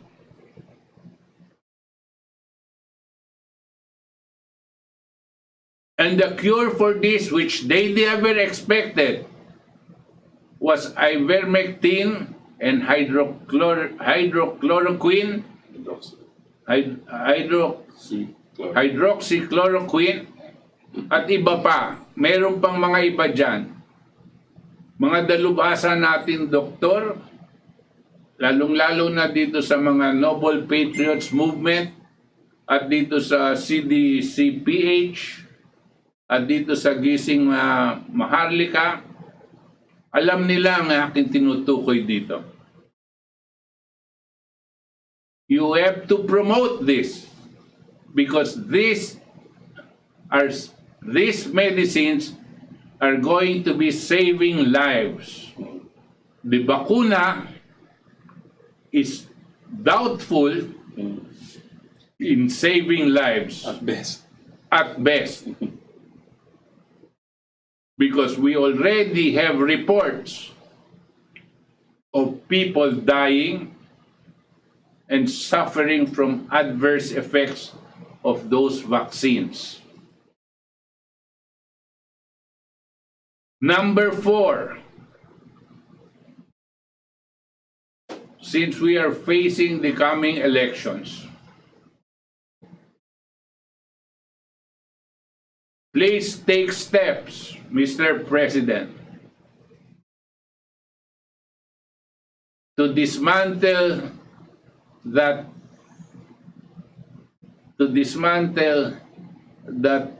cabal in COMELEC. Take them all out.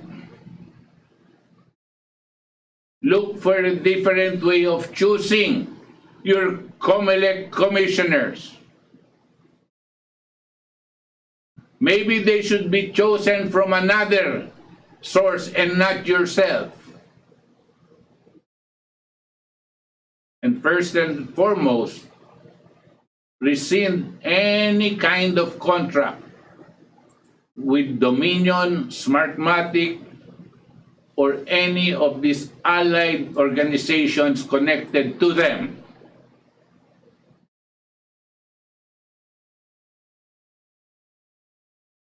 Yan lang pong 4 na yan for the meantime. Ang sana mailagay mo sa inyong SONA.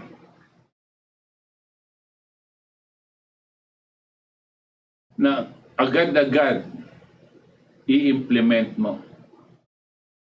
Ulitin ko po, number 1, Article 12, Section 17 and 18, immediate implementation of that. Number 2, a withdrawal of the order of mandatory vaccination. Number 3,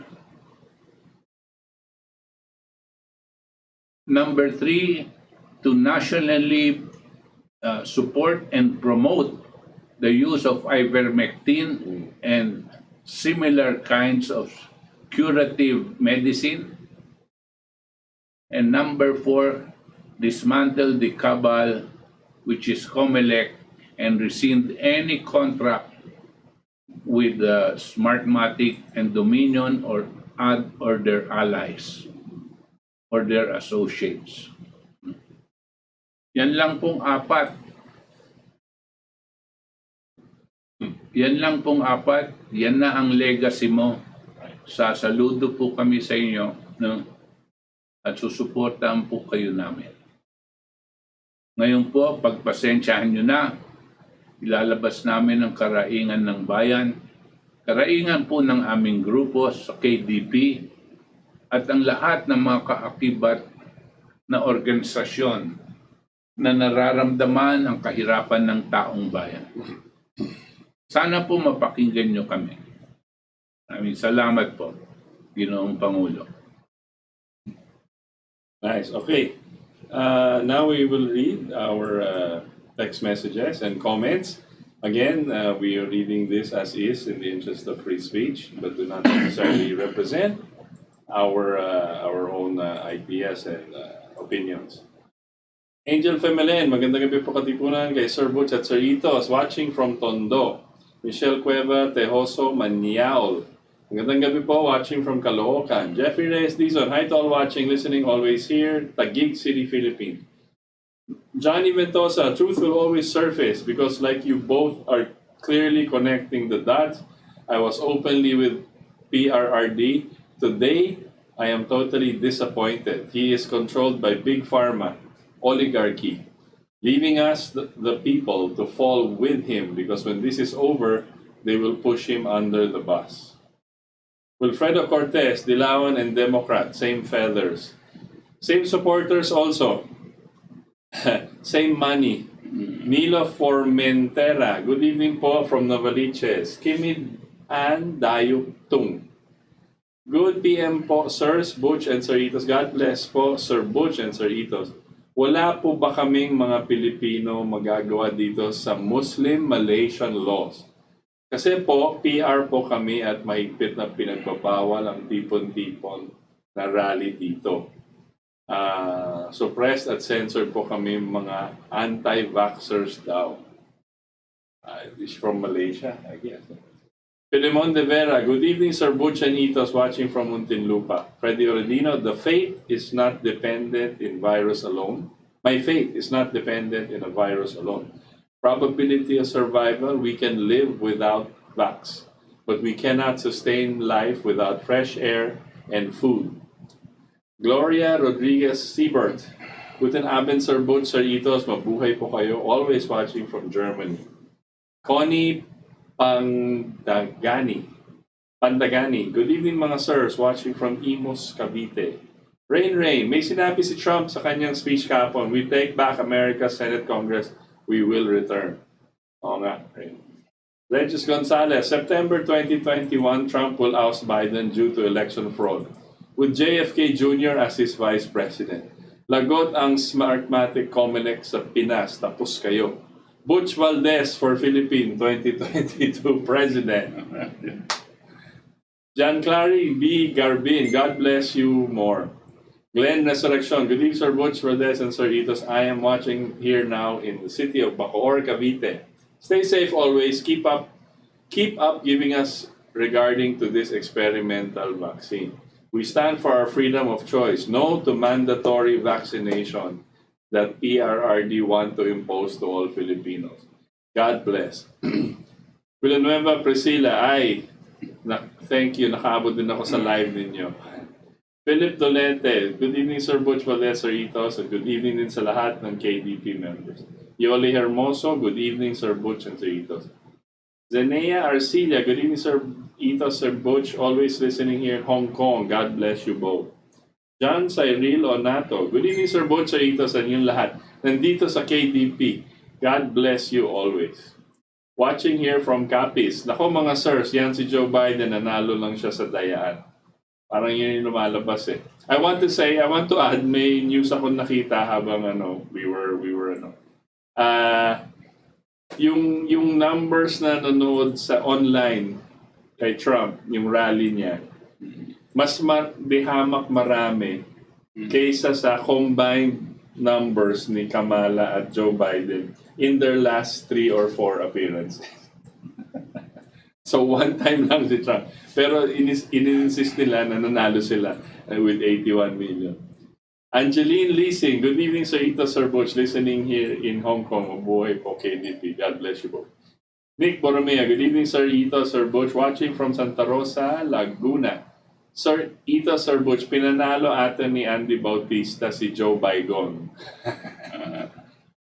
Ricardo Horillo, hindi pa maiwasan ng iba na magtaka, lalo na yung hindi naman talaga dilawan at sinunog kaagad at libing kaagad. Wag po sana sila magalit kay Attorney Larry Gadon.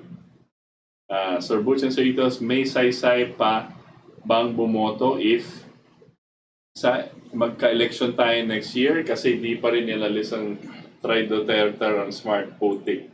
Hindi na natin mapapalsi ang oligarkong yan. Nasa atin po yan, no? It's really up to us whether we are going to really get the president to do what is necessary. Kung ayaw natin pong magsalita dahil natatakot tayo, kung ayaw nating lumabas sa ating mga komportabling bahay dahil natatakot tayo, pues yun exactly ang gusto nila. Wala silang pakialam kung respetado mo sila o hindi. Ang gusto nila, diyan ka lang, huwag kang gagalaw dahil takot ka. That is the number one weapon. Fear. Ang fear. No? Tatakutin ka po. So nasa atin po yan. Okay, Irene Ortuoste, live watching from Tarlac City. Virgie Ariola, tama ka sir. Leticia Santiago Matawaran, sir watching from Subic, Zambales. Andrew Oti de la Cruz, okay, no mandatory vaccination. Paano kung nagka-COVID kayo at kakalat-kalat kayo sa kalsada? Hindi kaya maihantulad na kayo sa isang kriminal na pwedeng kumuha ng buhay ng may buhay, isang walking virus? Yung kanina po, Andrew, kung narinig mo po sinabi ko, ang siguradong walking virus, yung nabakunahan. Correct. Dahil dala niya yung virus sa kanyang katawan, binakuna siya eh. Yung mga naglalakad dyan, hindi mo po alam na may virus.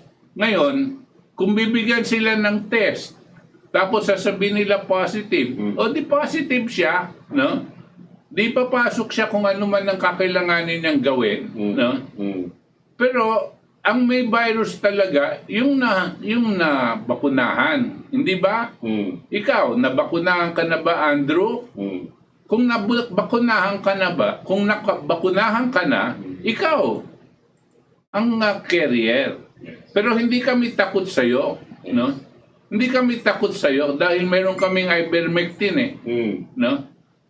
Dahil yung ivermectin lalabanan yung virus mo eh, no?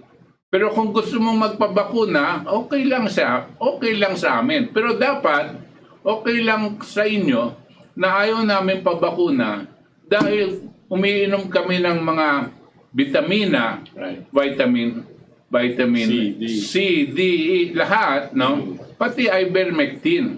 Hindi naman kami tangan na gagawa ng paraan na ganito na hindi kami bibili iinom ng mga vitamina eh, no?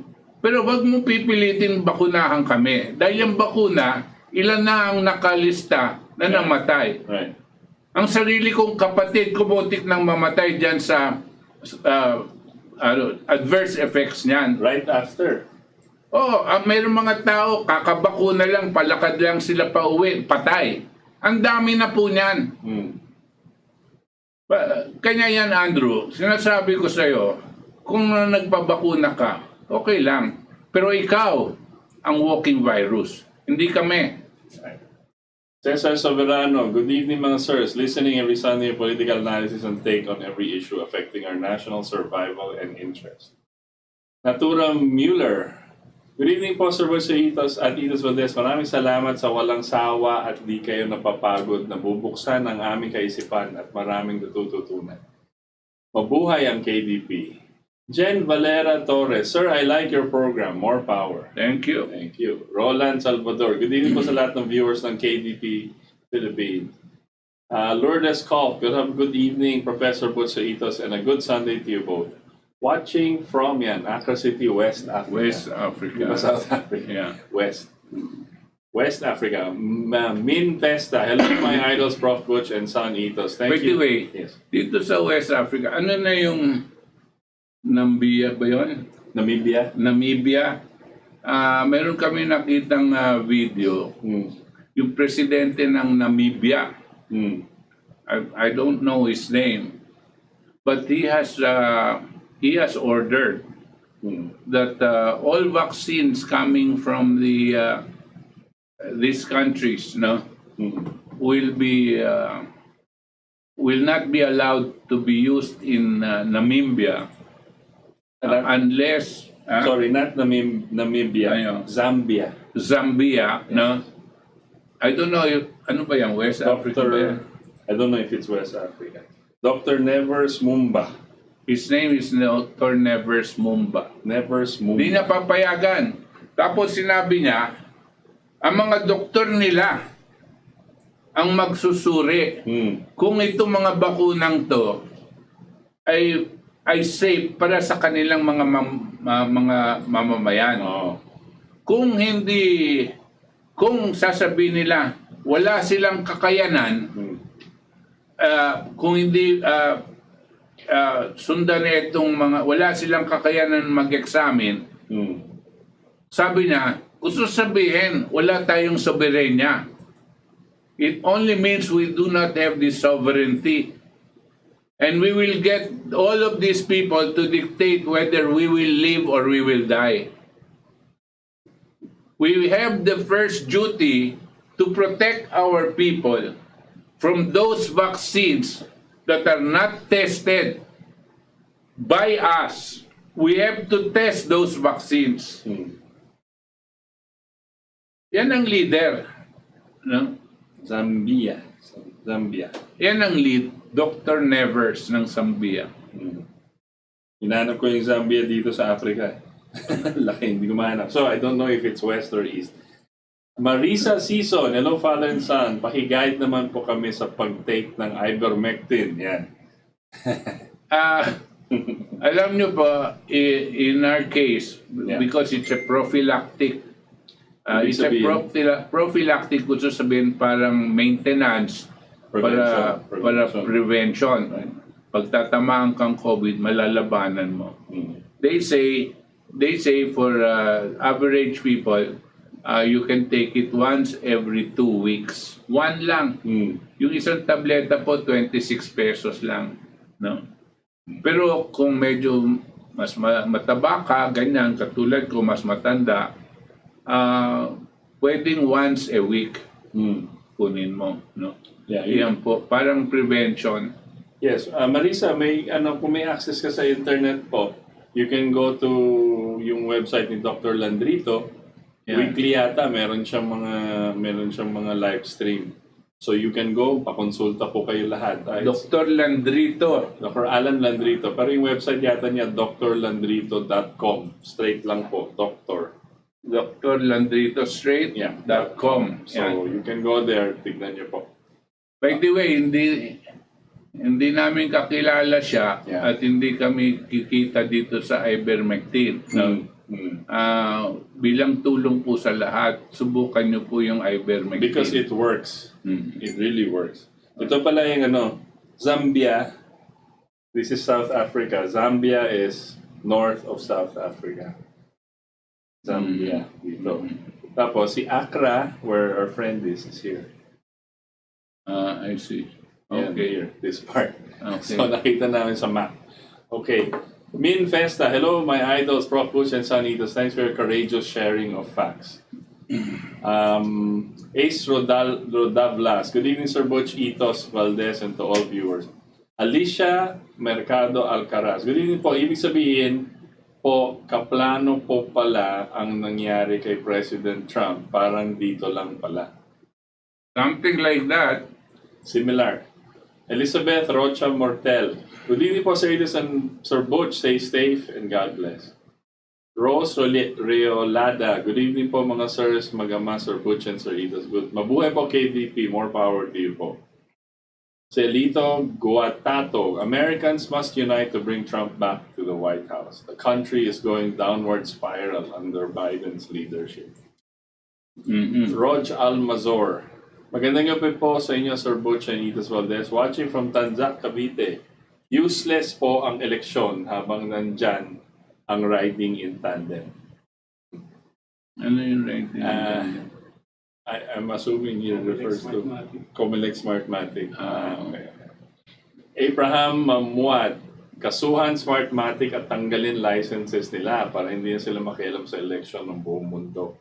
Yes, pero ine-emphasize ni Chairman always, it's not just here, it's not just Smartmatic, it's Comelec itself. Eric Cyrus, good evening Sir Butchaitas and all viewers.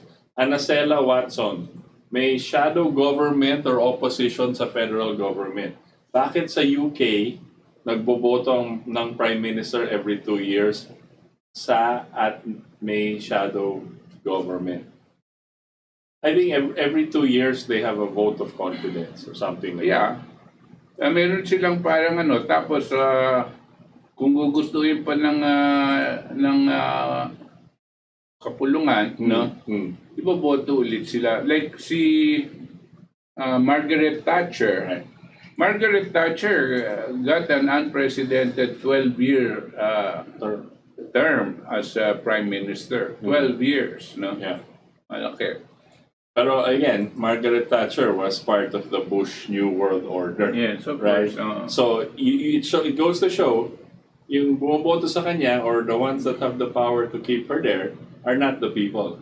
Again, what Chairman illustrated kanina, described kanina, yung parliament. Hindi taong bayan. Hindi taong bayan. Wala tayong diretsang participation. So, it's the legislators. Imagine our own legislators dito sa Kongreso.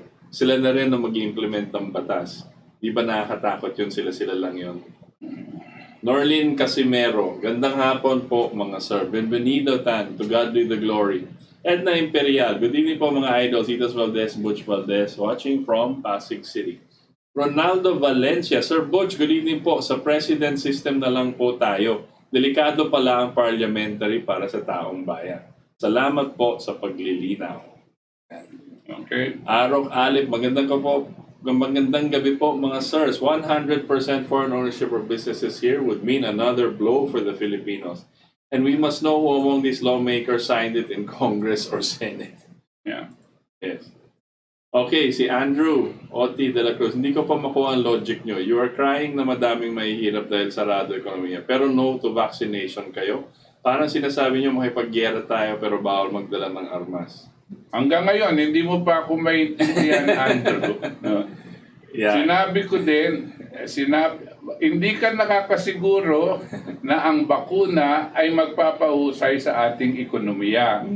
Kung nakikinig ka, meron akong tinutulak ng sinasabi ko, Artikulo 12, Section 17 and 18. Basahin mo nga yun. Basahin mo yon para maintindihan mo kung ano. Tapos sinasabi ko din, kailangan itulak ng ating gobyerno ang ivermectin, no? Dahil ito ang sasalba ng buhay. Hindi ang bakuna. Hindi ang bakuna. Hindi. Kanya, hanggang ngayon, hindi mo pa ako naiintindihan, no? Yeah, bakuna ka ng bakuna. Pero hindi Andrew. bale, subukan mo, Andrew, subukan mo. Aabutin mo din yan, no? You family, sabi ni Isaiah, my century has been destroyed because Mr. People lack of knowledge. Jen Lafrades, wala nang pag-asa pag na-approve ng mandatory vaccine, anak ng Diyos ko po, save humanity from this evil world. Si Trump matapang na tumiwalag sa WHO at gumagamit ng hydroxychloroquine for COVID, gamot na hinaharang ng WHO. Correct. You need leaders like that. Kaya si Trump, grabe ang maraming tumitira sa kanya sa mainstream media, pati na sa Facebook, na-ban siya sa Facebook, Twitter, Google at YouTube. Pero let's wait for a little bit, baka may sorpresa ulit si President Meron Trump. lang po idadagdag. Right. Alam niyo po, ang susunod na presidente natin, siguraduhin niyo po, umiinom siya ng ivermectin. Dahil pag siya mismo umiinom ng ivermectin, diyan na rin ang itutulok niya para sa mamamayan ng Pilipino. Right. Decalde Roger, good evening po sa inyong programa mga sirs. From People's National Coalition for Revolutionary Government and Charter and Change to Federalism. Alain Pellones, magandang gabi po sa inyo, Prof. Butch at Saritos. Mabuhay po kayo at sa lahat ng Katipunan, lagi pong sumusubaybay sa inyong programa, Santa Mesa, Manila po. Thank you, Alain. Melvin Pato Mendoza, good evening. Miranda de la Torre, good evening po. Nicanor Gatchalian, good evening po sa ating lahat. God bless. Tama po kayo dyan. Pera-pera lang talaga. Ang ina yan, sira ata ulo niyan si Biden. Nakita mo yung video, no? Nicanor. Luz Conos, good evening. Federico Mana, good evening po sa inyo. Can't wait any longer. Malos Mingkoy, good evening po. Lance Cortez, pwede niyo pa yan. Lance Cortez, Trump will be back to the White House probably by August. Let's see. Arok Alip, Sir Butch, what if these two laws are passed and approved? Can we take some steps to counter the laws that are detrimental to us all? I mean, the law of foreign ownership and mandatory vaccine. Alam mo, like I said, There's only one. there is only one step at this point available to us. No? It is a revolutionary situation. No? But like I said, although we are in a revolutionary situation and it is sad, what is more tragic is that it seems we no longer can revolt. Dahil ang mga taong bayan ay dahil sa takot ayaw nang lumabas, ayaw nang manindigan dahil sa takot. Kinakailangan lampasan natin itong takot na ito dahil ang pinaglalaban na natin dito ay ang buhay natin. Yang mandatory vaccine, kanya po natin ayaw yan dahil baka mamatay po tayo. No? Baka mamatay po. Itong foreign ownership na ipamimigay ang ating mga public utilities sa mga pag-aari ng dayuhan, kayang-kaya po nilang itaas ang singil sa ating tubig at kuryente hanggang mamatay po tayo sa kahirapan.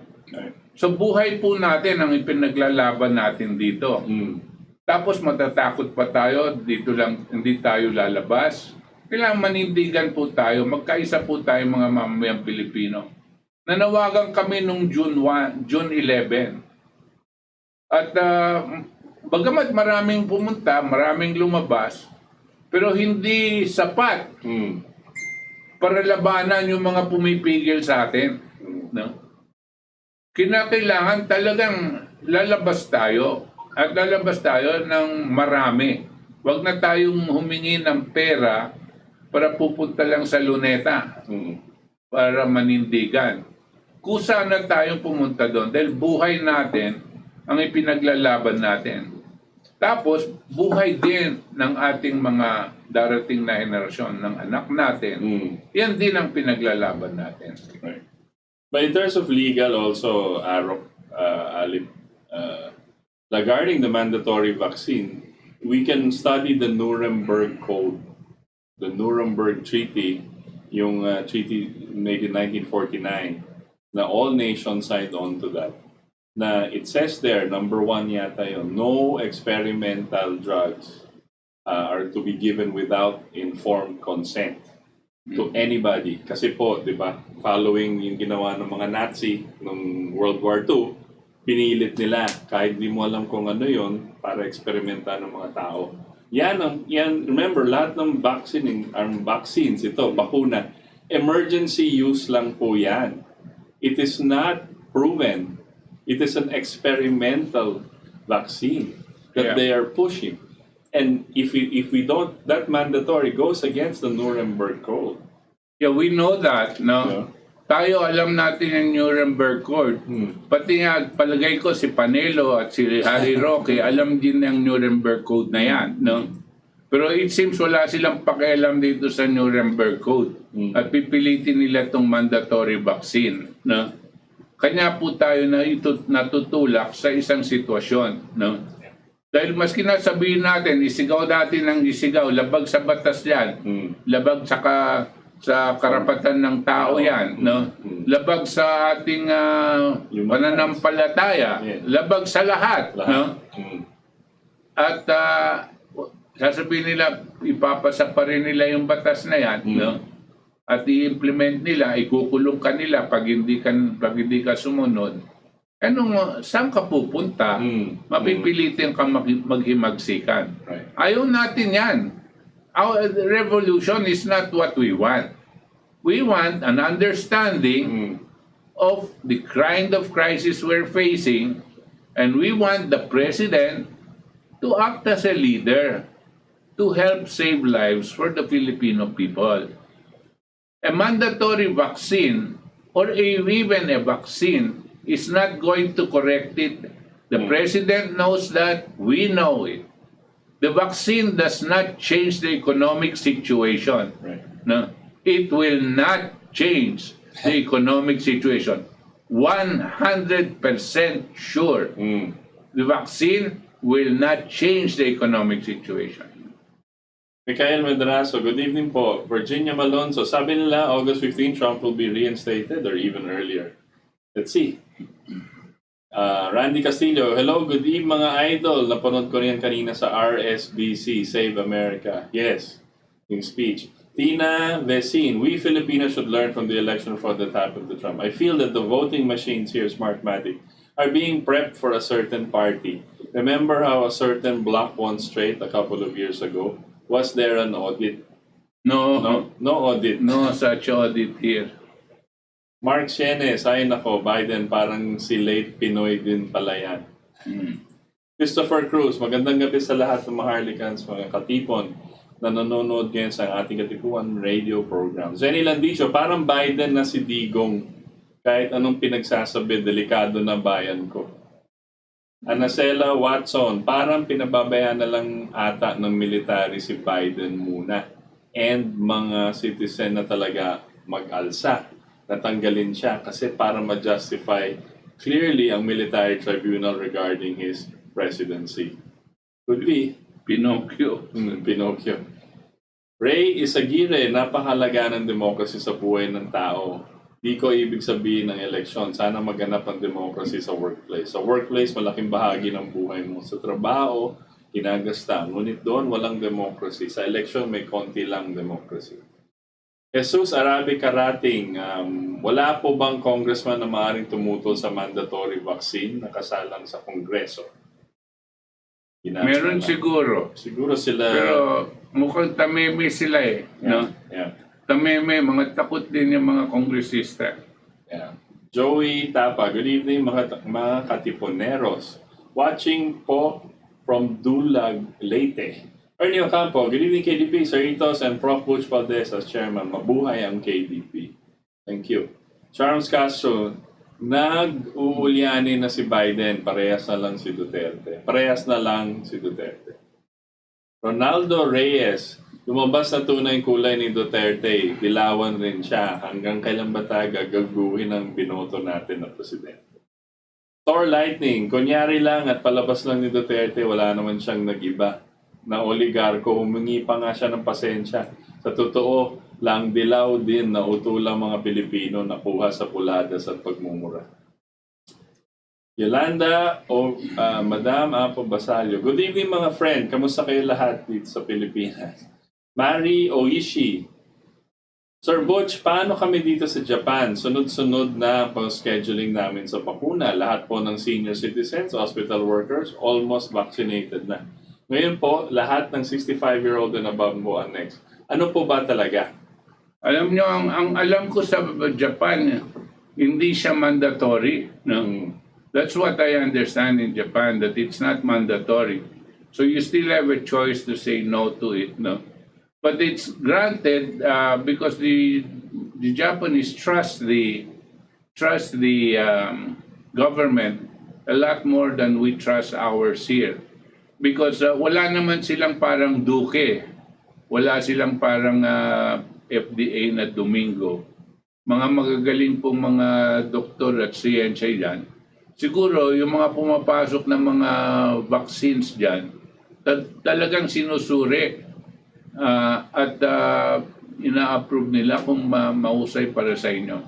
But despite that, from what I understand, you can avoid and reject being vaccinated.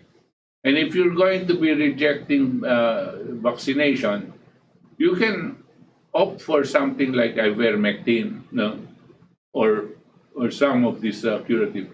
Just make your immunity strong, no. Vitamin D3, vitamin C, vitamin D and C major. D and C, tapos meron ka pa rin zinc, na at iba pa. Yun lang ang palagi mong iniinom, no?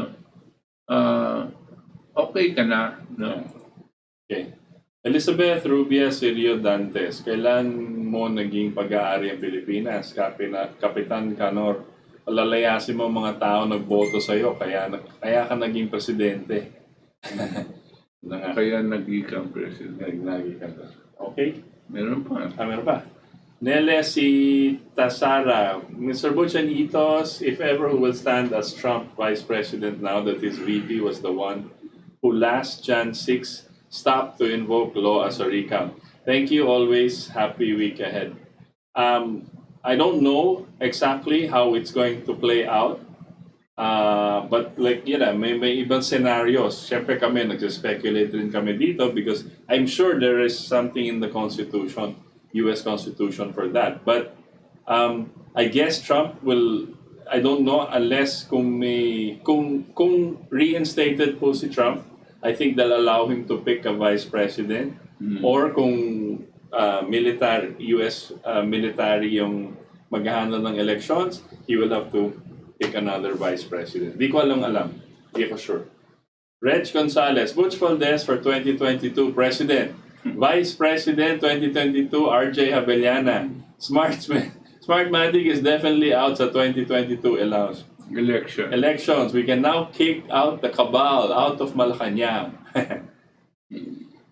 Nina Susan, ang ivermectin is ang Japanese din ang nakaimbento. Tama. Yeah, he won the Nobel Peace Prize for this in 2015. But meron siyang partner na I think European or American. But dalawa sila were given that. Thank you, Susan, for reminding us. Yeah. Francis Tapia Oblena, magandang gabi, Chairman Butch. Kaito, sana sa SONA, bayawiin rin ni Digong mga vital utilities. Bawiin din ni Digong mga vital utilities, tubig, kuryente. Pinakamahalaga sa atin yan. Nabuisit na kami sa OFW. Kami mga OFW, mabuhay ang KDP. Watching from Saudi Arabia. KSA. Yun yung sinasabi kong Artikulo 12, Section 17 and 18. Yeah.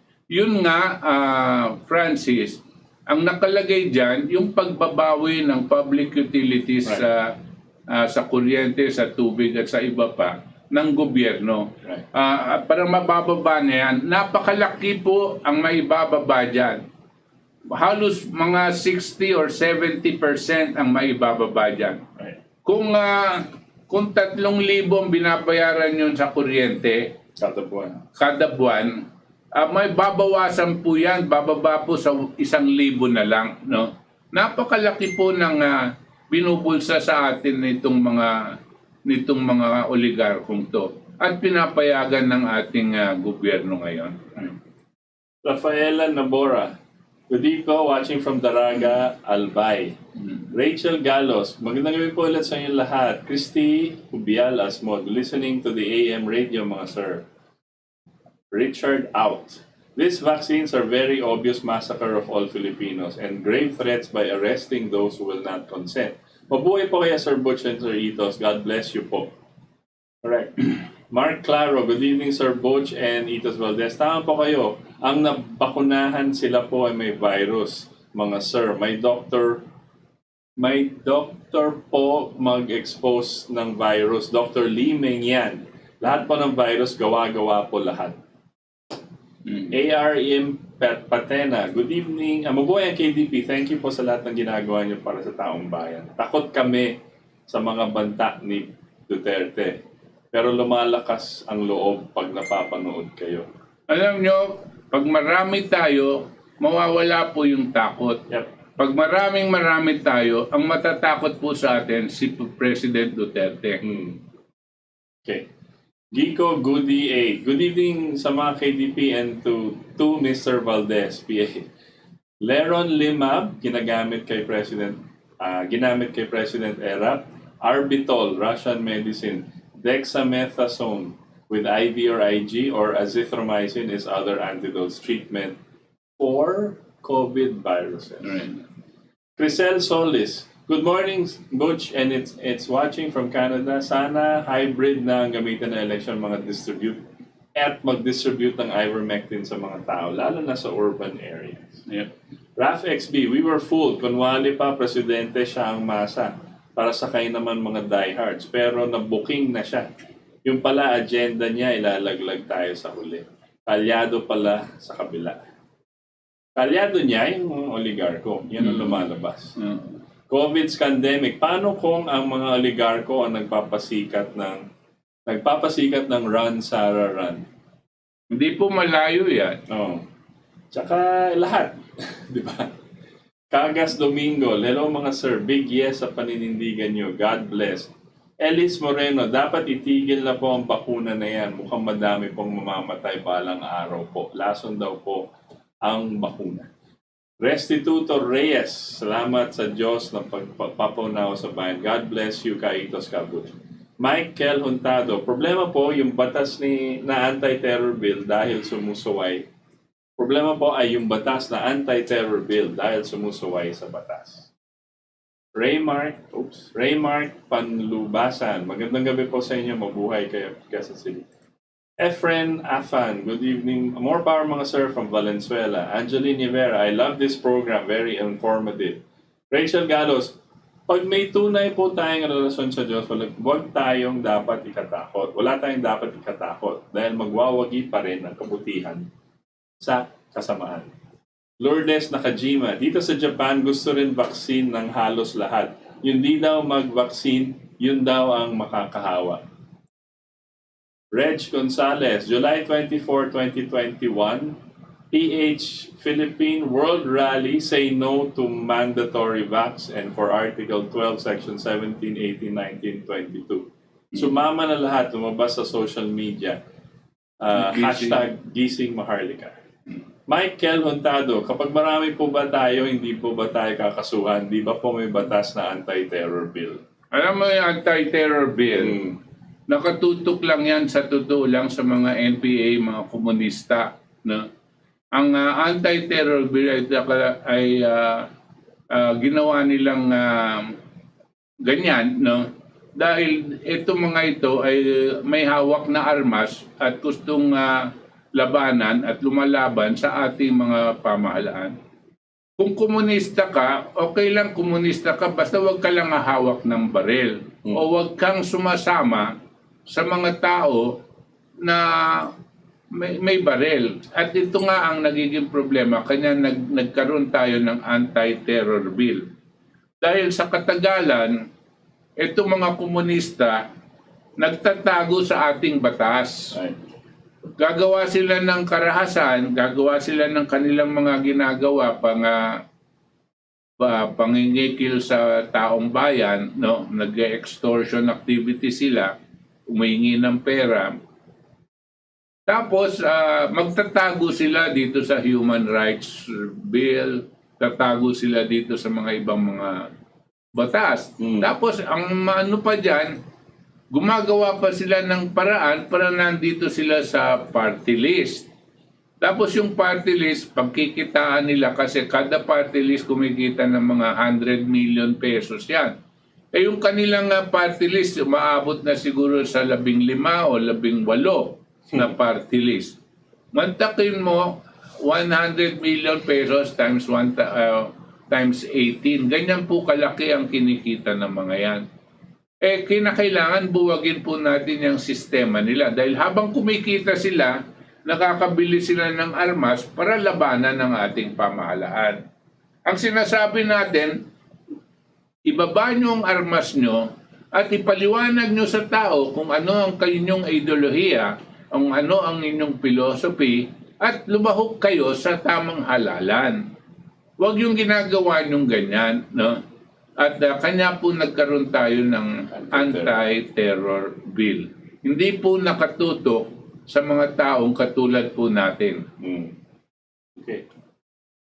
Okay, sa ngalan po ng ating mga katipon dito sa ating katipunan at sa magagaling na staff ng DCXL Radio Mo Nationwide dahil naka-simultaneous hookup po tayo sa kanila. Kami po ay pansamantalang nagpapaalam at nagpapasalamat na sinamahan nyo kami ngayon, ang ora de peligro ng ating bayan at ng buong mundo dito po sa ating katipunan. Hanggang sa linggo po muli, mga katipon, 7 to 9 p.m. Magandang gabi po sa inyong lahat.